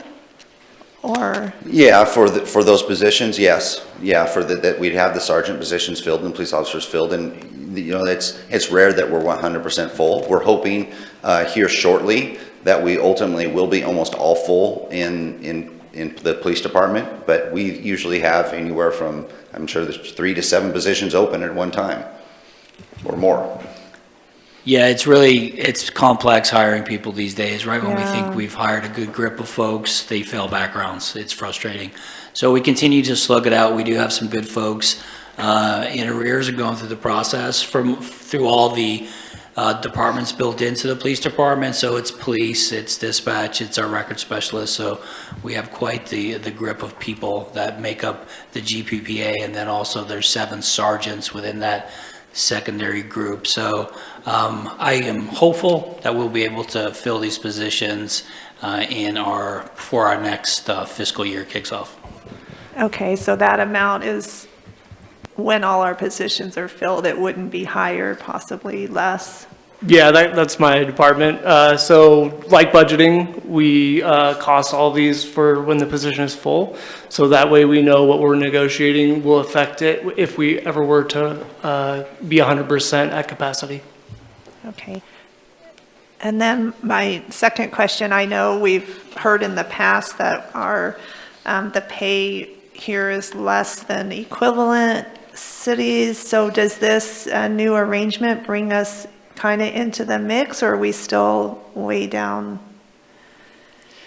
So this brings us, this is something that we negotiated with the police association, and it does get us closer to market. Are we the highest paying police department? No. Are we the lowest? No. We try to be in a competitive range, or plus or minus 5%, and that's usually what's considered a competitive range. But this is something that both parties did agree upon with regards to adjusting salary schedules.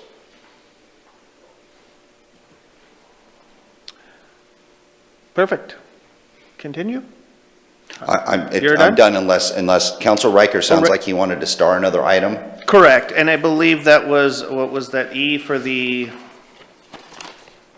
grant resolution for the public works? Was that E? Okay, and you Public do have works. information on that ready? We do, and then also we have another start item from JC with regards to our fee schedules. Okay, so Jason. So we got 2 more to go. Okay.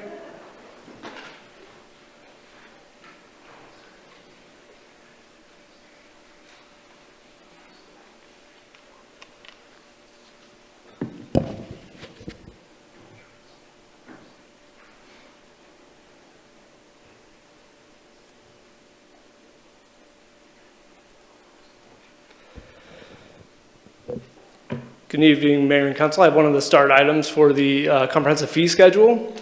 As a little bit of a background, I'll go through that we did, yes, just approve the January 1, 2025 comprehensive fee schedule on December 4th, which we typically do annually.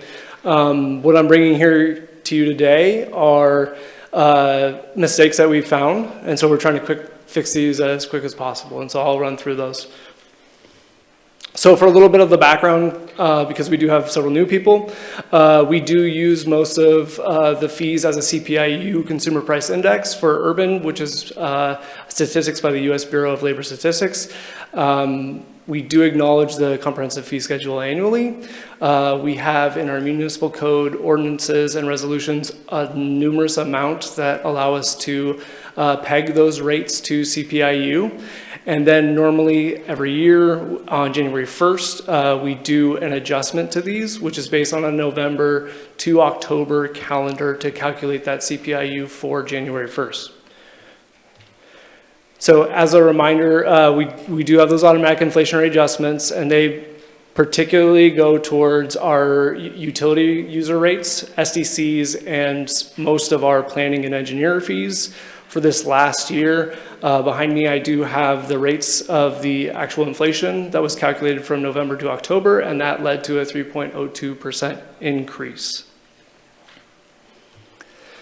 So some of the mistakes that we caught afterwards to make it easier for developers and some of our community members to actually be charged, we did do some rounding down in previous years. We missed that in the calculation this year.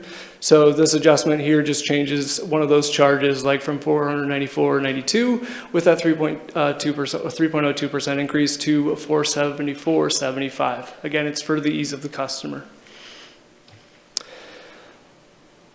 On pages 22 and 23 in the encroachment, grading, and miscellaneous fees, same thing. We tried to do this to make it easier for the customer, and we missed doing this update. So you'll see that all of those were adjusted back down to the nearest quarter. This is the biggest mistake, but it's the easiest one to make. We did make an error on the system development charges. So we included a math error. Basically, we started with the wrong number, and SDCs has a ratio built into it. So when you get one of the numbers wrong, all of them become wrong because they are predicated on the single residential family rate. And so once you start with the wrong number, again, it follows through. The good thing is all of these adjustments are actually cheaper for the community, as all these numbers will actually come down as far as charges. And so you'll see, as an example, on page 24, the water system development charge for a 3/4 inch went from $3,500 to about $3,300. And then another just Scrivener's error, we caught that we had a typo making something $1,400 when it was only supposed to be $146. And the call to action date is tonight. With most of these rates and fees, council does have the discretion to amend the fees at any point during the year. I do know that there are other plans to hopefully in the next 6 months look at other fees that we could charge part of the community members that we are not recouping the cost for. And when we get those settled, we will hopefully bring those forward to you for your consideration. And as of now, I'll take any questions.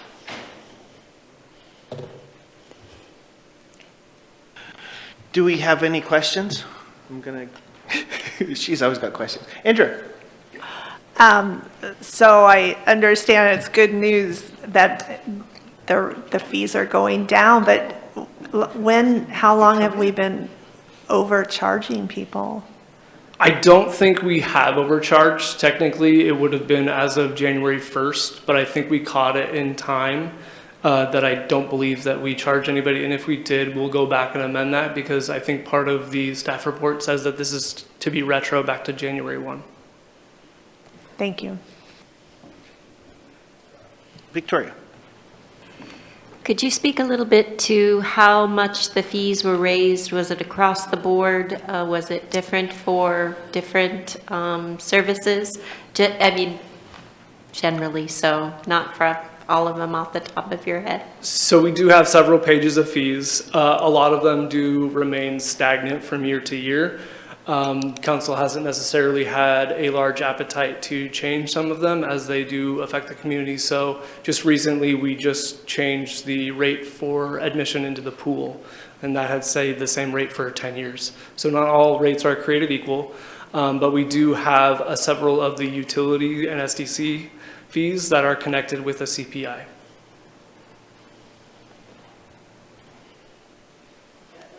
I just wanted to make a comment.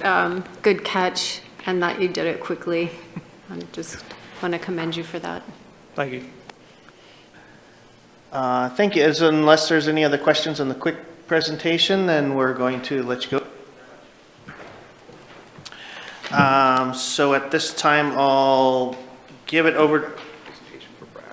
Oh, on E? Oh. I'm missing, Rick did have actually a request to start item E, and it looks like Brad has some information to present. I do, Mayor, just pulling it up right now. Do I got to fill the time with a joke? Because I don't have any. Better you than me. I know.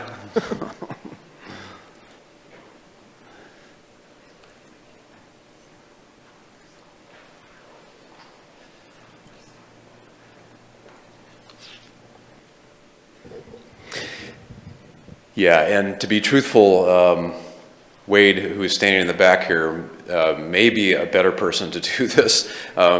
Jason is also here, so we have the right people in the room, but I'm going to go ahead and just give you 3 short slides. So we're talking about the item on Slayden Industrial Park, correct, Councilor? And this relates to a Public Works and Economic Adjustment Assistance Grant application.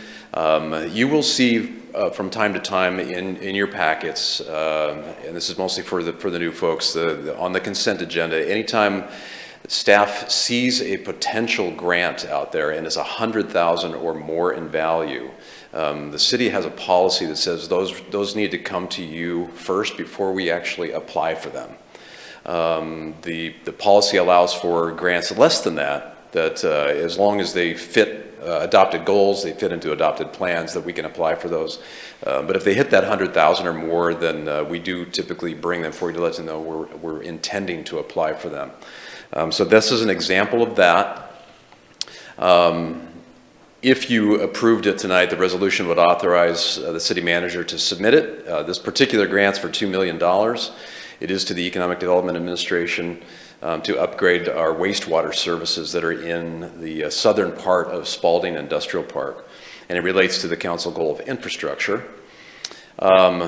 Briefly, the scope is, the scope of this grant kind of originated with a study that was done by Public Works Department about what is the most effective way to serve this portion of the industrial park. And that's where a lot of the material in this grant is sort of originating from. There's 2 phases in it. Phase 1 is to extend a gravity sewer line along Slayden, and I've got a map for this to show you really quickly, as far east as possible, so that stays in the existing street. Phase 2 is a deeper line which goes along the railroad tracks that are along the south side of Slayden. So it's a 2-phase project. Both of those are covered under the total project of it's about $5 million project. It really is intended to kind of help Slayden become a little bit more competitive when it comes to marketing Slayden as a location for industrial users. As most of you know, the park's been there a long time. We have had some of the lots developed because we have some capacity for sewer, but we have had other lots that are not able to develop because there is no capacity to sewer those properties. We actually have water issues as well on some of those. In the materials that you have, there is an explanation that this project does align with both the city's comprehensive plan as well as SOREDI's adopted plan, and that's important because there are specific policies already in place that say the city needs to identify ways to improve infrastructure in Slayden. That helps the grant become more competitive when you can point to those adopted policies. So here is a map of the area, and the project that we're really talking about is the yellow line here. So here's Slayden Avenue. The railroad track runs along the south part of it here. Shannon Lane is on the west side, and then honestly don't know if it's Faville or Faville, I'm not sure, but Faville Road is on the east side. The yellow line is the sewer that we're talking about. Today, there's a manhole right at the corner of Shannon and Spalding, and that's where the sewer stops today.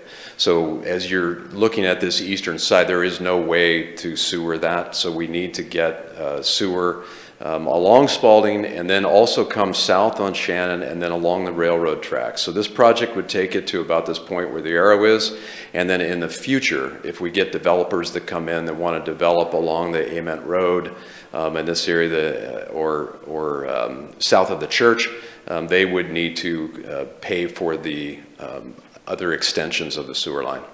But this grant would put in kind of the main and that deep gravity system, as well as a lift station. In terms of cost implication, the project is estimated about $5 million. This grant request is $2 million. There is a 50% match requirement for this grant. What I have down below here is taken out of our current adopted FY25 budget in the capital budget. This page kind of shows you what kind of funding has been already allocated to this project. It's been in the works for quite a while. There's urban renewal money. There is SDC charge money. There's wastewater capital that has been put in there. So you can see in terms of available resources under FY25, we're looking, in that around the little over $2 million. That's there. So that would cover us in terms of a local match. Call to action is tonight, and then your alternatives are to choose to authorize the submittal of this application, choose not to authorize it, or you could also potentially move it to a workshop. There is a little bit of a timing issue that in order to get the grant in, we do need to get it in, I think, in March. So hopefully that helps. Cool, thank you, Brad. Any quick questions? Nope. I think I want to make a statement, though. You can pretty much clarify this, Brad. This has been the sewer infrastructure for Spalding Industrial Park has been one of the linchpins for actually development for that for the many, many, many years because of the elevation difference and the basically getting the sewer to it. So this would actually help promote us getting some businesses or somebody in there to develop that area. Correct. Thank you. Yep, thank you. All right, so at this point, I'm going to hand it over to our newly appointed president, and if you would please be so kind to read the consent agenda verbatim. I will. I'll try to read it quickly. Resolution authorizing the city manager to enter into a contract with Pacific Power for the installation of utilities for the replacement water treatment plant project number WA6207. Resolution authorizing the city manager to enter into a contract with Pacific Power for the installation of temporary utilities for the replacement water treatment plant project number WA6207. Resolution authorizing the city manager to enter into a contract for the 5th Street Stormwater and Sanitary Sewer Replacement Project number DO6371, resolution authorizing the city manager to amend the city engineer master services agreement, resolution authorizing the city manager to submit a public works and economic adjustment grant application, resolution establishing the interest rate to be applied during the calendar year 2025 to deferred development agreement monies on deposit, resolution authorizing the city manager to enter into a 3-year labor contract with the Grants Pass Police Association, GPPA-Sergeants. Resolution authorizing the city manager to enter into a 3-year labor contract with the Grants Pass Police Association, GPPA. Resolution amending the comprehensive fee schedule for required adjustments. Motion accepting the certified results of the November 5th, 2024 general election.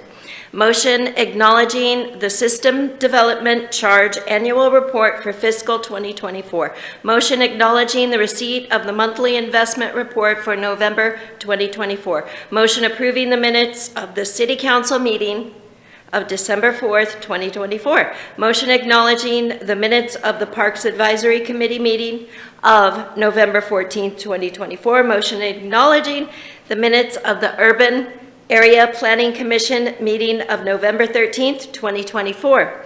Motion acknowledging the minutes of the Committee on Public Art meeting of October 22nd, 2024. Motion acknowledging the minutes of the Bikeways and Walkways Committee meeting of November 12th, 2024. Motion acknowledging the minutes of the Urban Tree Advisory Committee meeting October 14th, 2024. Motion acknowledging the minutes of the Tourism Advisory Committee meeting on November 5th, 2024. Motion acknowledging the minutes of the Collaborative Economic Development Committee meeting on October 24th, 2024.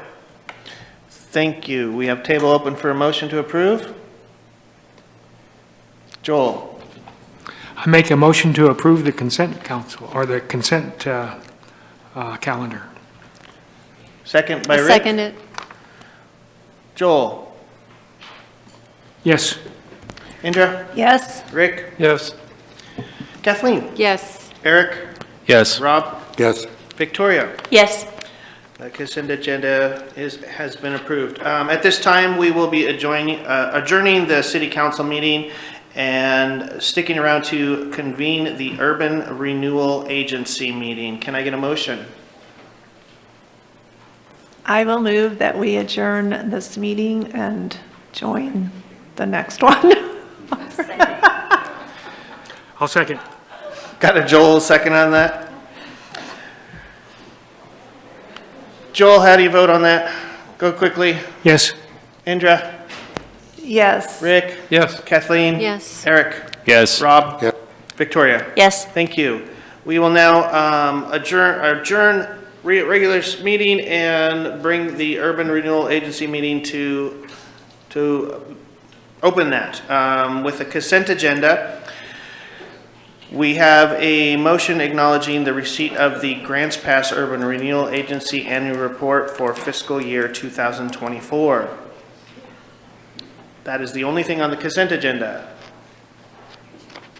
Open for motion.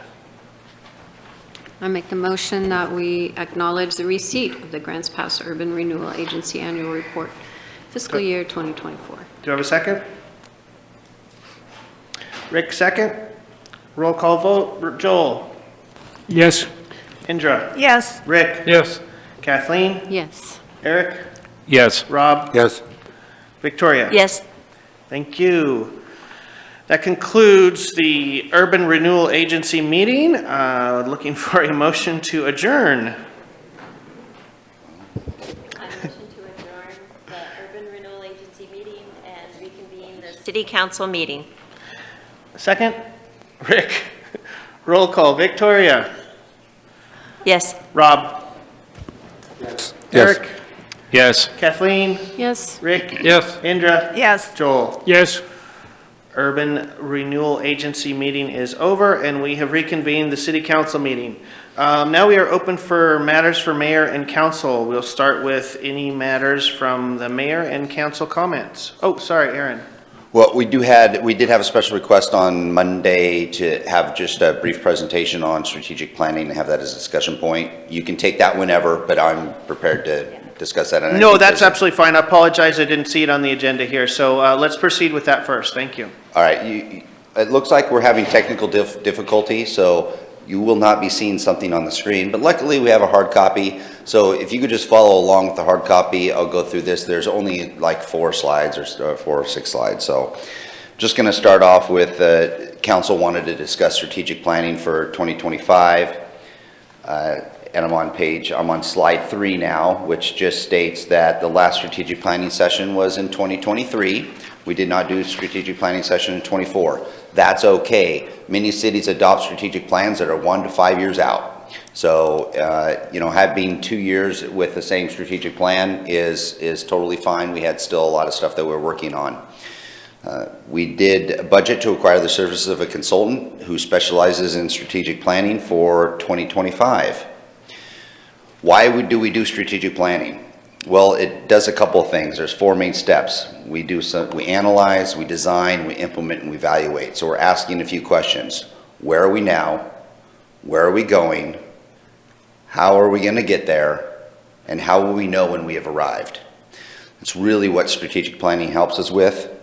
But more importantly, if you break it down to the process that we have here internally, strategic planning has been a key success factor for a number of things, including building trust between council and staff, building trust between council, staff, and the community.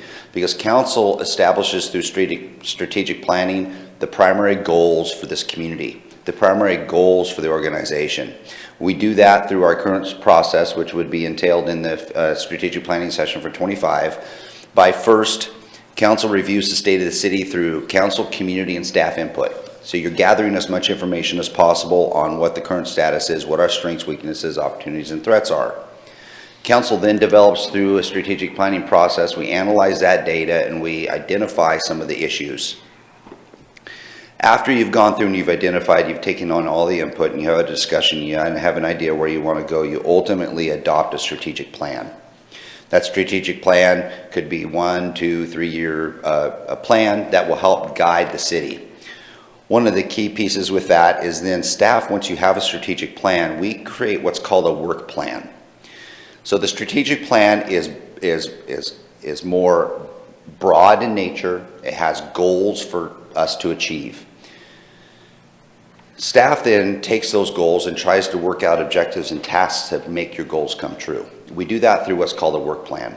So the work plan is more detailed. So if your goal is to have a new water treatment plant, that's a nice big goal. But there's steps, years of steps associated with the development of a water treatment plant. The work plan breaks those down. So we have an idea of how much it's going to cost, and we set it up in SMART goals. So we know it's specific, it's measurable. We know what kind of resources it takes to attain those, how relevant is it, and what type of time commitment is associated with it. We assign that to departments and to people, and we start accomplishing those tasks and those objectives.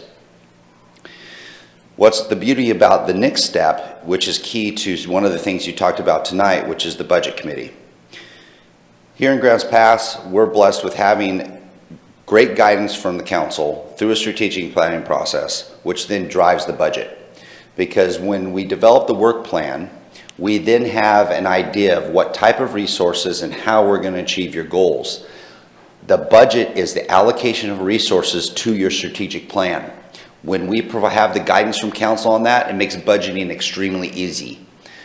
I've years and years ago worked with organizations that don't have clear direction in that strategic plan, and it's very difficult to actually do the budget. You've got departments and divisions and people vying for certain resources. It's not the case in Grants Pass. In Grants Pass, our budget process is actually relatively easy because we have great guidance from the council and we know where those resources go. Once we adopt the budget, we then implement the work plan with the resources that have been allocated to us, and then we monitor our success and we celebrate our successes. The strategic planning sessions and what we would be looking at from services of a consultant that specializes in strategic planning is we would do some retreat planning, which would clarify expectations and process alignment. They would be reaching out to you as a council and getting feedback from you, asking you questions about the strategic planning session and what your thoughts are on the community and what you would like to have accomplished. We'd also gather community and stakeholder surveys for the public. Your advisory committees have been working on potential goals, so they're prepared to provide you with goals and what they would like to see have accomplished. We then ultimately have a full one-day planning session. And that planning session would consist of two things. One, we need to make sure that we're aligning what our mission, vision, and values are. Once you've defined that and you know that that's where you want to go, it makes it a little easier to finish off the planning session by identifying imperatives, objectives, and key initiatives, which are those objectives and tasks. That would all then be put into a package. The consultant will put that together package and create a strategic plan document that you would ultimately adopt at a future business meeting. So that's sort of the process. It does, if you look at the calendar, I think it's slated for February 13th that we would be having the strategic planning session. So there's a lot of work that still needs to be done between now and then, but some work has already been completed, and I know the advisory committees have talked about some of the goals also. So that's a brief presentation on strategic planning. Thank you, Aaron. Does anybody have any quick questions? Kathleen? Yeah, I just wanted some clarification on, is the Coraggio Group the group that has been designated as the strategic planning consultant? Yes. And how were they chosen? We did do some outreach with consultants for that. Coraggio was chosen ultimately because of their experience within the state of Oregon, working with other municipalities. They also have a contract with the League of Oregon Cities. League of Oregon Cities has contracted the Coraggio Group to help the cities within the state of Oregon that can't fund strategic planning make that happen. We have a program in place where we're helping to subsidize some of the strategic planning through the Coraggio Group, or some smaller cities, 5,000 and under population, and those type of cities will be able to have a strategic planning process for around $10,000 to $15,000. They came highly recommended also from that perspective. So that's how the Coraggio Group got selected. Victoria? Yes, I think I was the one that asked for the presentation, and thank you so much for it. My interest was in asking about the cost of the contract with the Coraggio Group, and because as I remembered, it seemed like it was very expensive, and if there would be other alternatives for us to do it ourselves, so it would obviously, the cost would be significantly less. And what would that look like? And so are there other alternatives? So what is the cost of the contract of the strategic plan? And can we do it ourselves? So the answer both of those questions, the cost is approximately $26,000 for this process. Which is a relatively extensive process to go through. The alternative is, you asked if we can do it ourselves, and the answer would be yes, we could do it ourselves. It's recommended that we have a consultant come in and establish a baseline and a new strategic planning plan for City Council.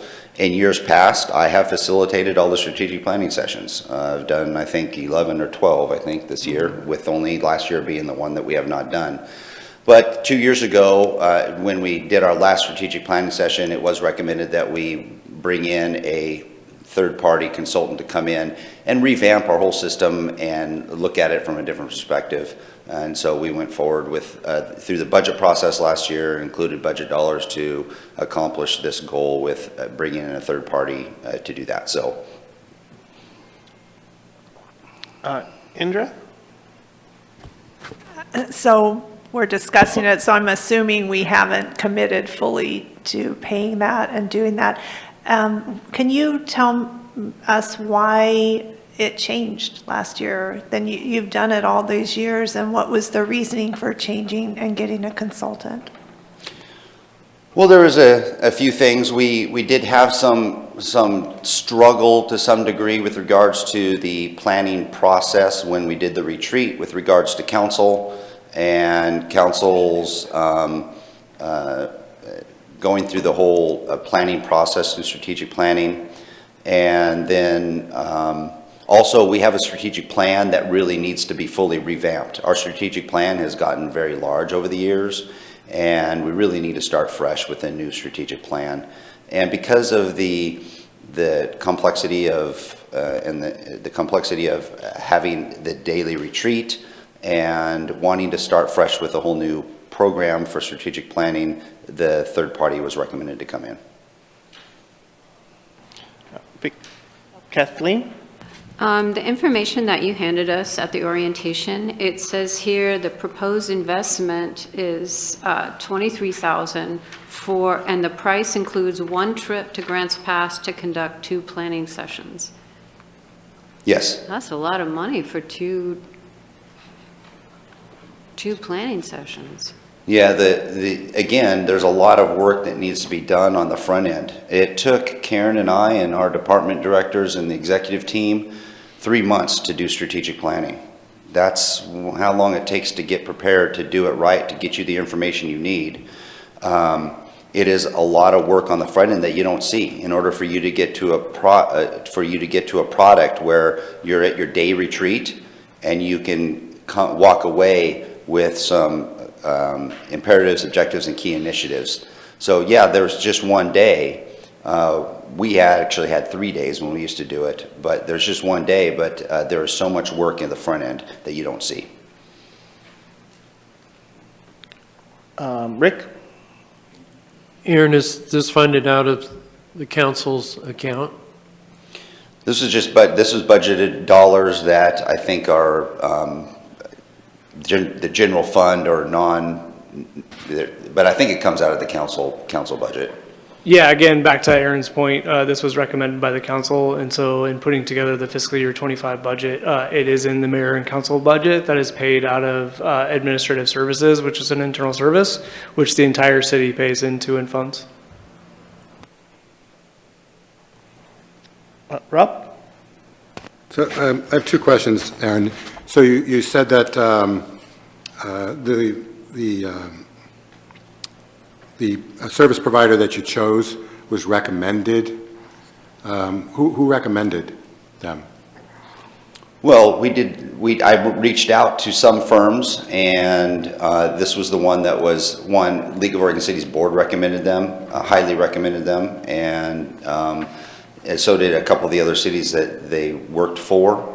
So they were highly recommended. Mm-hmm.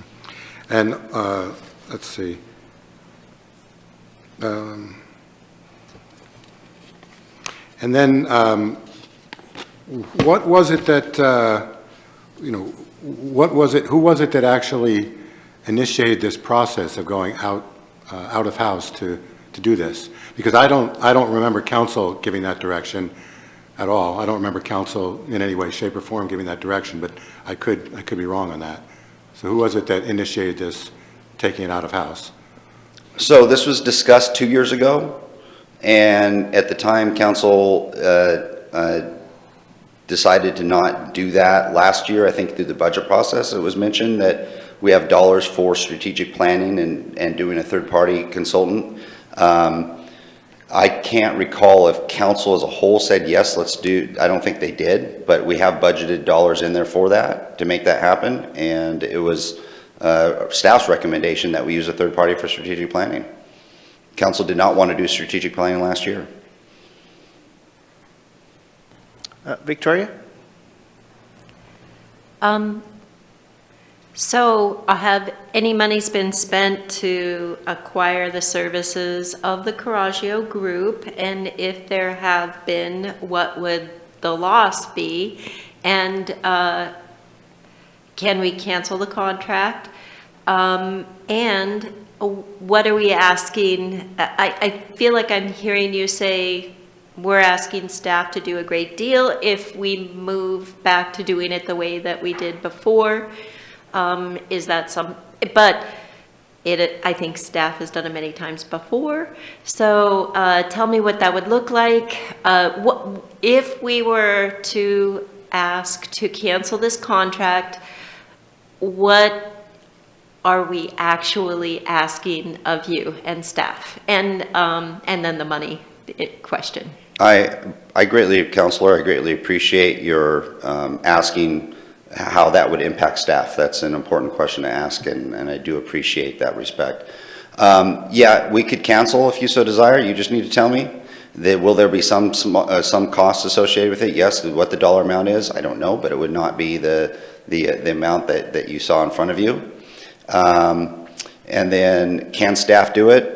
If council wants me to do strategic planning, I'll do strategic planning. It's something that I absolutely love to do. However, it will take a heavy lift to get it done in time for us to be able to have direction from you before we start developing the budget. So it will take, but can we make it happen? Yes. Can we do a modified version of what I've done in the past, at least this year? Yes. We can make that happen if council desires. I just need your direction. Go ahead, Victoria, and then Rick. Oh, it came and then it went, so it'll come back. Okay. Go ahead, Rick. Aaron, you briefly mentioned budget. It's my impression starting February, you're heavily involved with putting the budget together for this coming year. And it's my perception this would be maybe improperly, a real burden on staff to do it, to take this on at this point. I mean, if normally you're putting this together in November, December for presenting it in January, and here we are in January, is that impression, I would say, accurate? Yeah, I'm 2.5 months behind a 3-month process right now to do strategic planning. So can I pick up some of the pieces that we already have in place? Yes. If council wants me to do it, will I do it? Of course I will. We are a professional team here, the X team and myself, and we will make it happen if that's what council desires. Victoria? Can the monies for the strategic planning be rolled over into something else, or will it remain for strategic planning in the future? I'm not sure if they're fully unallocated general fund type dollars or if they came from all the sources. If they did, there might be some restrictions, but JC will answer that question. Sort of. So yeah, it funds all of the discretionary dollars that go into departments.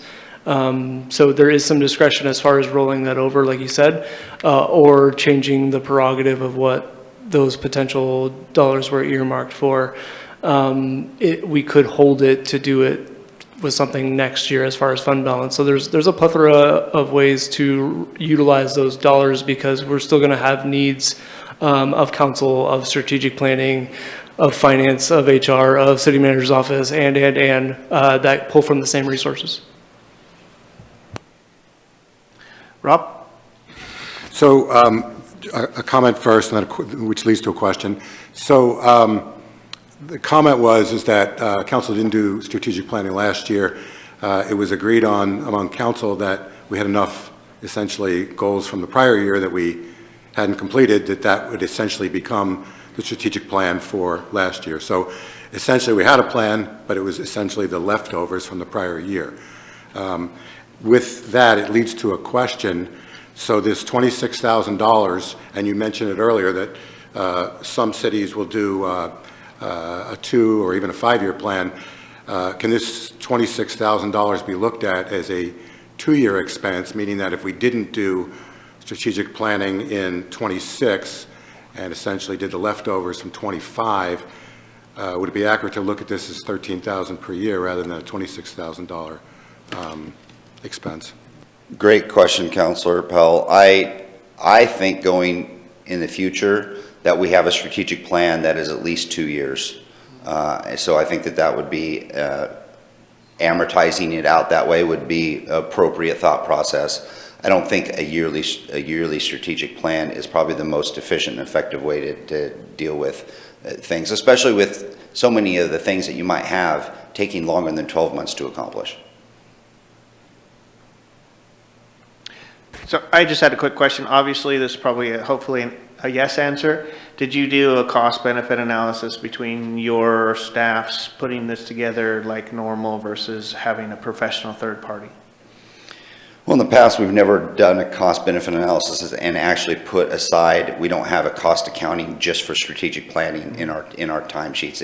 It's all mayor council support. We have not broken it down to specific strategic planning, but it did take quite a bit of Karen and I and department directors' time to make that happen. And I only ask that because I'm kind of getting the sentiment from some of the questions that a lot of people aren't stomaching that cost out of pocket well, so I just figured if that was backup. So at this point, do you guys have any more questions for Aaron? So Aaron, with this presentation and these questions, do you feel that you need more direction? Well, yes, I do. I mean, it sounds like Mayor, I definitely do. You know, council, I just need to know what you want to have accomplished, or how would you like to get it done, and we'll make it happen. But I just need clarity.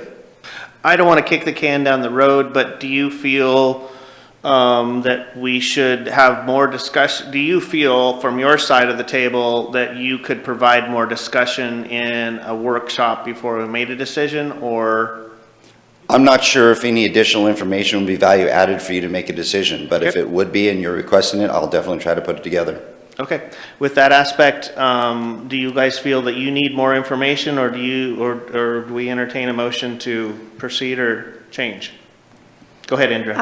I just would like to start a discussion. I do understand the value of strategic planning, and I do understand the time and energy it takes to, for staff to be able to do that, especially on pretty short notice. On the other hand, I just can't see spending 25, 23, 26,000, whatever, on that when we have so many financial issues going forth. And I would rather see that money than spent on council for that to go to something else. That's my opinion.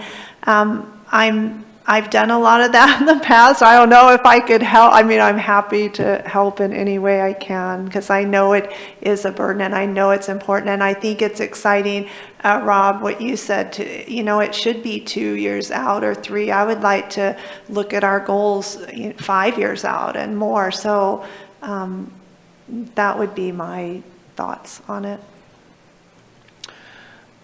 Victoria? Was there any other? I move to cancel the contract with the Coraggio Group for strategic planning and to roll that back over to Aaron and staff.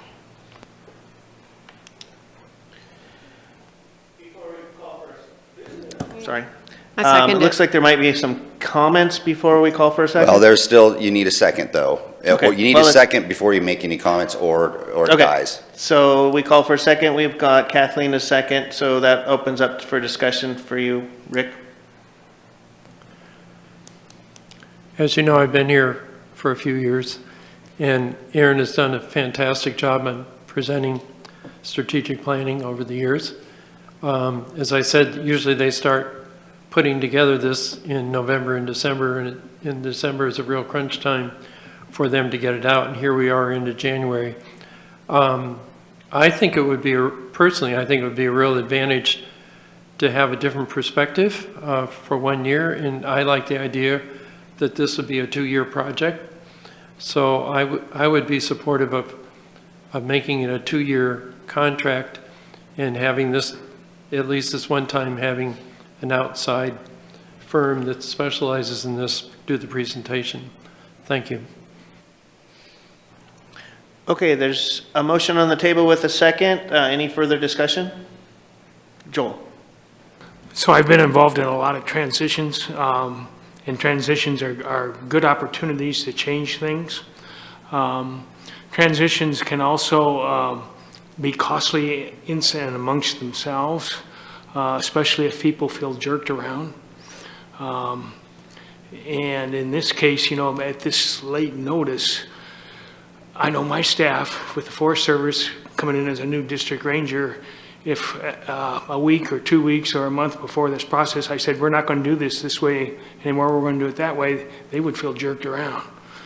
Now, our goal is not to minimize jerking around. Our goal is to manage the city and the money. I think at this point in time, what I would do personally, if I was in charge, is I would go ahead with the contract for 2 years, and I would say from here on out, we do it in-house, because Aaron did a great job. But to have a smooth transition and to treat people with respect and recognize the other jobs that they are doing, I'm not sure at this point in time if it's worth jerking them around. Thank you, Joel. And you are 1/8 in charge. Victoria?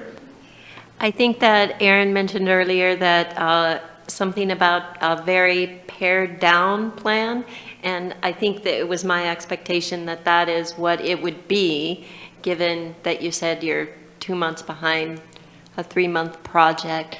So I think I would be for it, and understand that we're not asking you to do the same thing.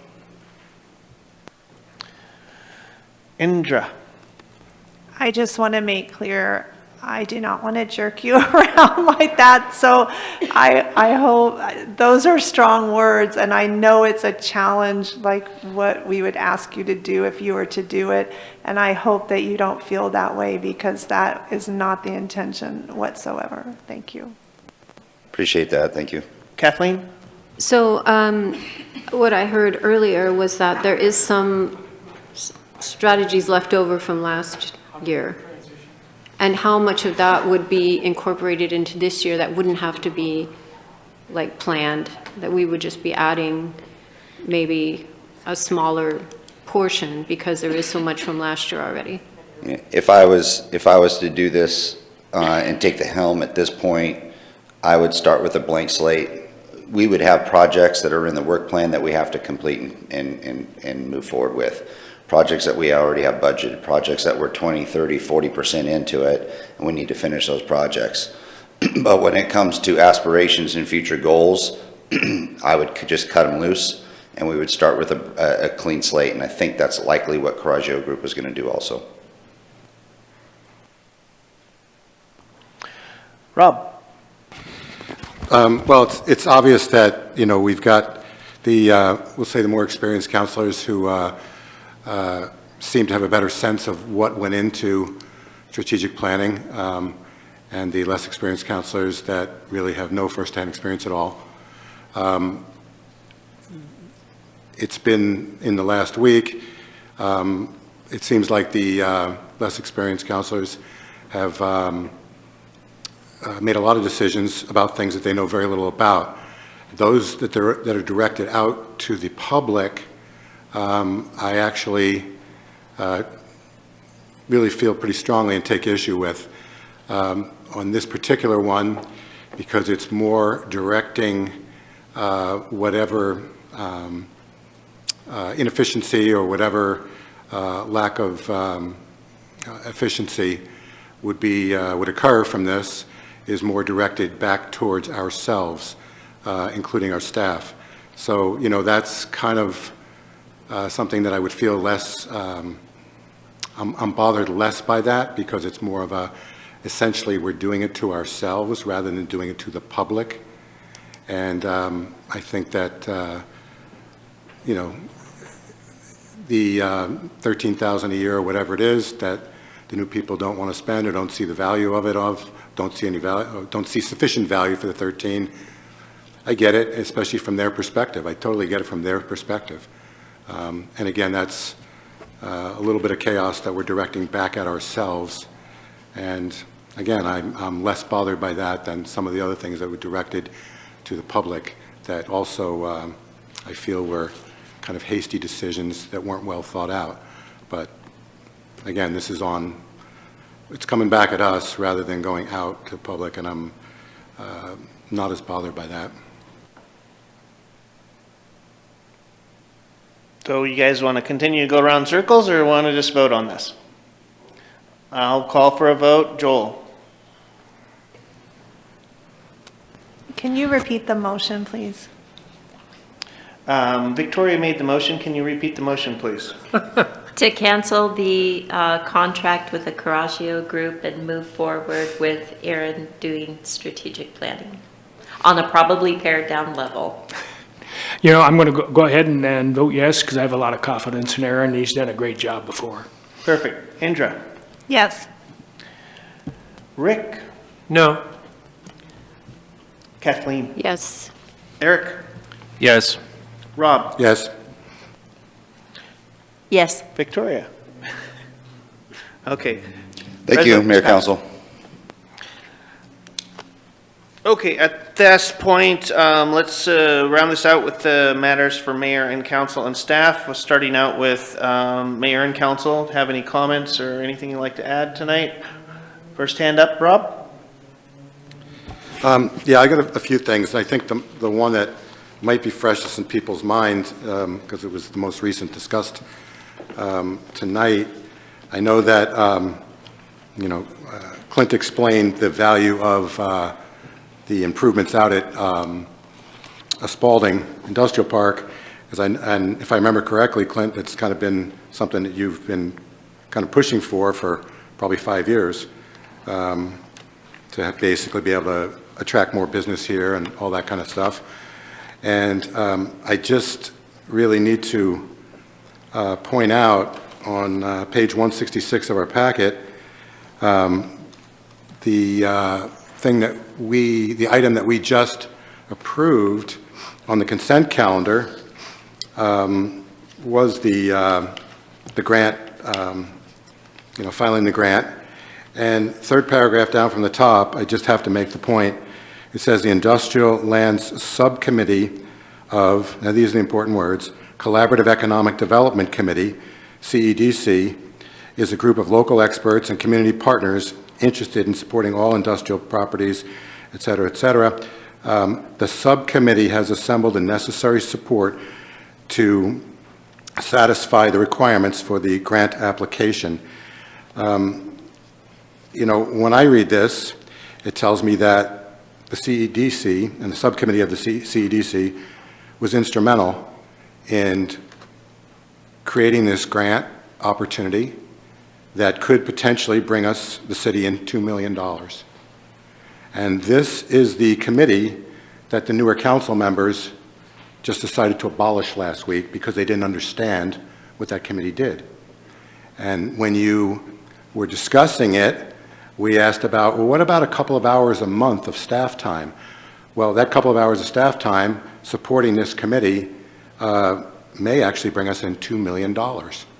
So I'm going to make the point that I really believe that the three committees that the newer councilors abolished last week without understanding what they did, this is a perfect example of one of the things that that committee did, is potentially get us $2 million. So basically, I think that stepping over dollar bills to pick up pennies was very foolish. We should go back and we should institute those three committees. Hopefully we can discuss that at the next workshop, at least until you understand what they do. And this is one of the things that they do. That's one thing I just like to bring up. The other thing, and then we're going to get to one other more minor point, and then something that I feel really, really strongly about. But what we did tonight also on the consent calendar when we approved the police contract, and Indra asked one question about it that was pretty appropriate. So we essentially increased the police contract about 14% over 2 years. That's 7% a year. And I'm in agreement with that because our police were dramatically underpaid when compared to the comparators, the cities that were closest to us in population. And they are still slightly, they're not above average at this point. They're closer, as Aaron said, they're closer to what the comparators are. Now what's going to happen in the next 2 or 3 years is that the comparators will renegotiate their contracts, they will pull ahead of us, we'll be just as far behind a few years from now, and we'll have to do the whole thing again. So the point that I'm making is that this is just one portion of our police budget, but overall I believe our police budget goes up about 7% a year. Now I will say that the police union was actually, I think, treated the city very well. They didn't extract every penny they might have from this contract negotiation, and I think that that was very reasonable of them. I think because most of them live here, and they'd like to support their city in that way. But the fact is, while we increased the fee structure, which we did that item right after, the fee structure is 3%. We did 3% increase in our fee structure. Our property taxes go up 3% a year, and we just increased the biggest contract in our city by 7%. So I don't think that anybody should be surprised when we keep getting deeper in a hole and we keep having less and less money for public safety and discussions come up of how to fund that gap. Because tonight we saw how that gap is created. We voted for raises that are more than double what our increase in funding is. And we just did it, okay? We just created more gap tonight. And what the answer is there, I don't know. That's part of why we did the Public Safety Advisory Committee. Hopefully we can somehow dig our way out from, again, what's been happening and what we did again tonight. Now, the other issue that I want to bring up, we had a lot of emails going back and forth with council and staff maybe not being clear on the closure of the timetable for the closure of the camps and so forth. There may have been a misunderstanding as to how many days and all that stuff. And to me, a matter of a couple of weeks on something like that, to me, is not a huge deal. Yes, you do want the staff to be, to take council direction seriously. But the thing that I'm most concerned with is that, I'm going to preface this by saying, anybody who's watched me in council meetings or in executive session knows that I do not necessarily take what any lawyer tells me at face value without an explanation. And sometimes it seems like the lawyer's just covering their butt and trying to protect their client from the 0.1% of a chance that there's going to be a problem, some kind of legal pushback or blowback from a bad decision. Sometimes it's that, and sometimes I listen to a lawyer, and everybody knows who was at executive sessions last summer or in the last 4 years.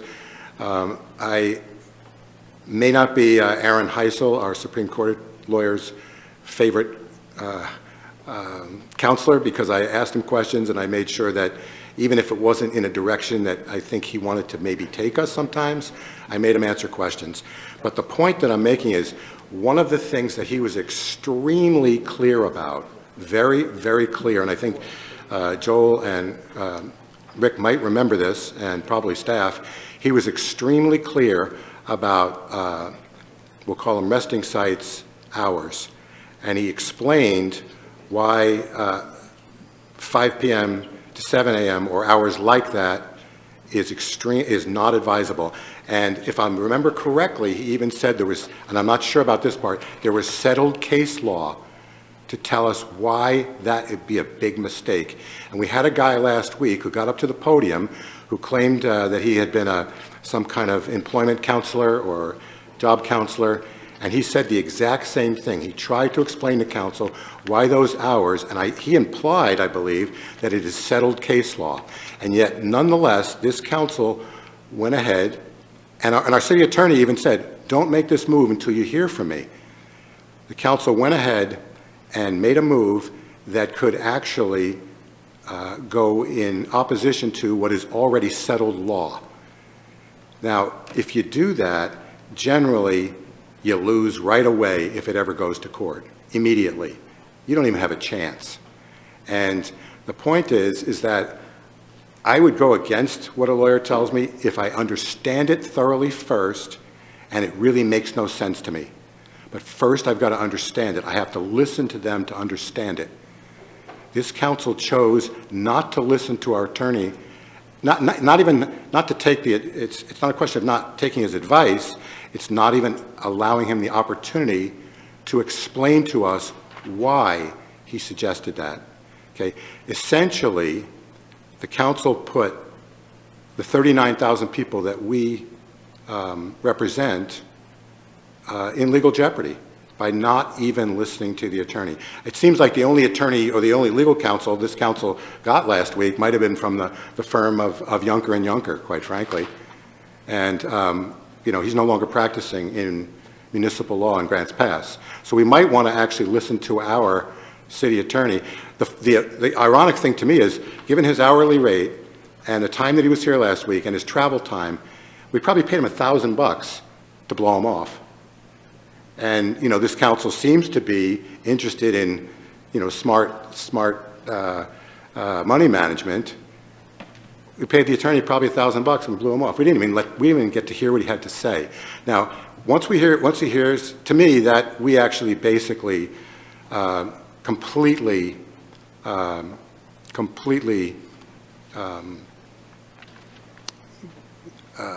gave up our fiduciary responsibility to the public to actually look out for their best interests, both monetarily and from a legal perspective, by not even listening to the attorney, not disagreeing. Again, I've disagreed with many attorneys, but I would own, and with my own money and my own finances and my own life, I do that sometimes, and the way I look at the public money, I try to look at it the same way.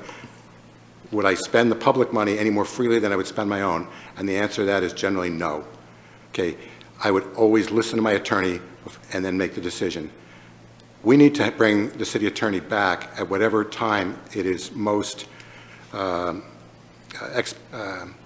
the fastest possible time, to bring him back either at a workshop or an executive session so this council can actually hear the potential pitfalls of what action they took last week. Because I don't believe a single one of, if I asked every single one of you, what are the potential pitfalls of those hours and why, there's not a single one of you that could explain it to me or could explain it to the public. And yet we're going to be on the hook for that decision. So we need to actually bring the attorney back and hear what he has to say before we decide if we agree with the advice or don't agree with the advice. Because right now we're basically ignorant and we're putting the public at risk. So that's all. I guess of the important matters tonight, that's all I have to say. Victoria? I specifically remember Councilman Yunker telling us that he had sought other legal advice. It was one of the reasons I chose to go along with the motion. And so it was not made willy-nilly without any other information that was given right here on the dais. So I think that I can only speak for myself, but I surmise that other counselors had researched and understood the decision that they were making. And so I just wanted to point that out. Thank you. Anybody else? Eric? Thank you, Rob, for that long-winded explanation. Really appreciate you bringing that to the table. With your expertise, can you please explain exactly what the Collaborative Economic Development Committee did specifically for the Spalding Industrial Park? I mean, what exactly is it that they did? If you can, I mean, if you're saying that we made this big mistake and that you're explaining that it was very necessary, can you please explain to us specifically what it is that they helped? Thank you. Okay, I'm going to interject here real quick. You were named. You will get your time to say it. But at this time, the spirit of what this matters for mayor and council is to bring up new items, to have discussions on what the public comment was, to have some questions that can go back to staff for future stuff. I don't want this to devolve into a bicker match. This is still a recorded item. This is still on public television. So I'm just going to employ you to keep that in your mind. We can have more candid conversations, or you guys can have more one-on-one candid conversations. This is a time for you to, I'm taking it in the spirit, this is the time for you to ask questions, to address the public, to address items that we have coming up in the future, to address things that you've gotten from your constituents from the time that you've been in the public, from the last meeting. I'm just not really comfortable with how this is kind of unfolding, but if you guys want to continue with it, I've said my piece with it. So with that, Rob, you were mentioned, so you can respond. Well, and I appreciate your perspective, Clint, when it's matters from mayor council, and I'm just pointing out why I feel we need to revisit or at least allow or schedule workshop time for the city attorney. That's totally appropriate for matters from mayor council, no matter how you define it, okay? Hopefully you and I agree on that. With regards to the answer to Eric's question, I appreciate him asking that question. The time to ask it would have been last week of staff and also of the chairperson of the CEDC who was here. And if you'd like to ask them or you'd like to ask the staff, that would be the appropriate person to answer that. But that's not going to happen unless you want to reconsider that. I'm going to add to this one conversation a little bit. And I don't want to devolve this again, but you did mention, Rob, that in this literature on page 166, that it stated that this committee was part of the requirements for the grant. That's not how this reads. That reads that they were actually advising them, but the committee actually doesn't have any participation within the grant. They are a recommendation board of experts within the community. The statement is that the subcommittee has assembled the necessary support to satisfy the requirements of the grant application.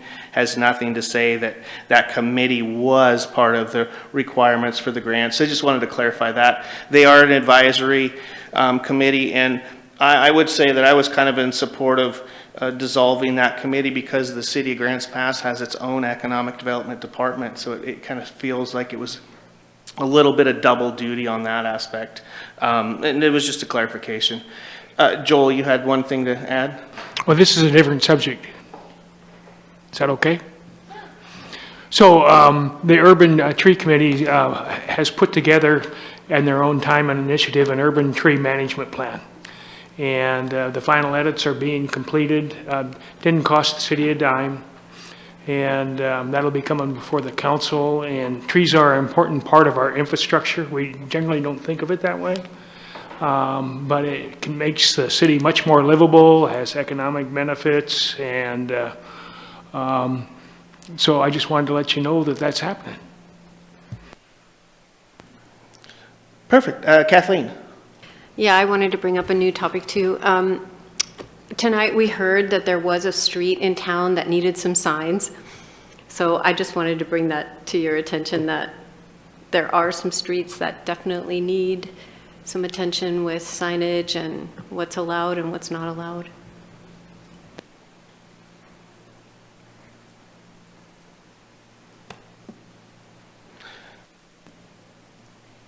There was a question in there, wasn't there? Or just a Not statement? so much a question, just confirmation from a conversation that I'd had earlier about a need for more signs in the city, specifically I the was just street clarifying, 'cause Fairview Drive.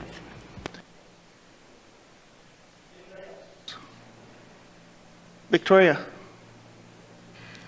I would like to bring up, ask about the status. It didn't go anywhere at our last meeting, but I would like to ask about the status of, trying to say this without, of the hiring the city attorney. Can you address that? Anything about that? If you can't, I understand. Sure. The normal process is for us to go through and try to find a quality candidate that will fill that needs of the city attorney. Once that candidate is found, we go through and initiate a background on them, and that's a very detailed process that takes quite a few weeks. We are finalizing some details on that, and once that comes through, and if it is clean, then what we do is we forward it to council on a consent calendar item for your approval of the hiring of the city attorney. I believe we would have the opportunity to do that at the first scheduled council meeting in February and under the consent agenda. And we'll provide information on that, on that candidate in advance of that.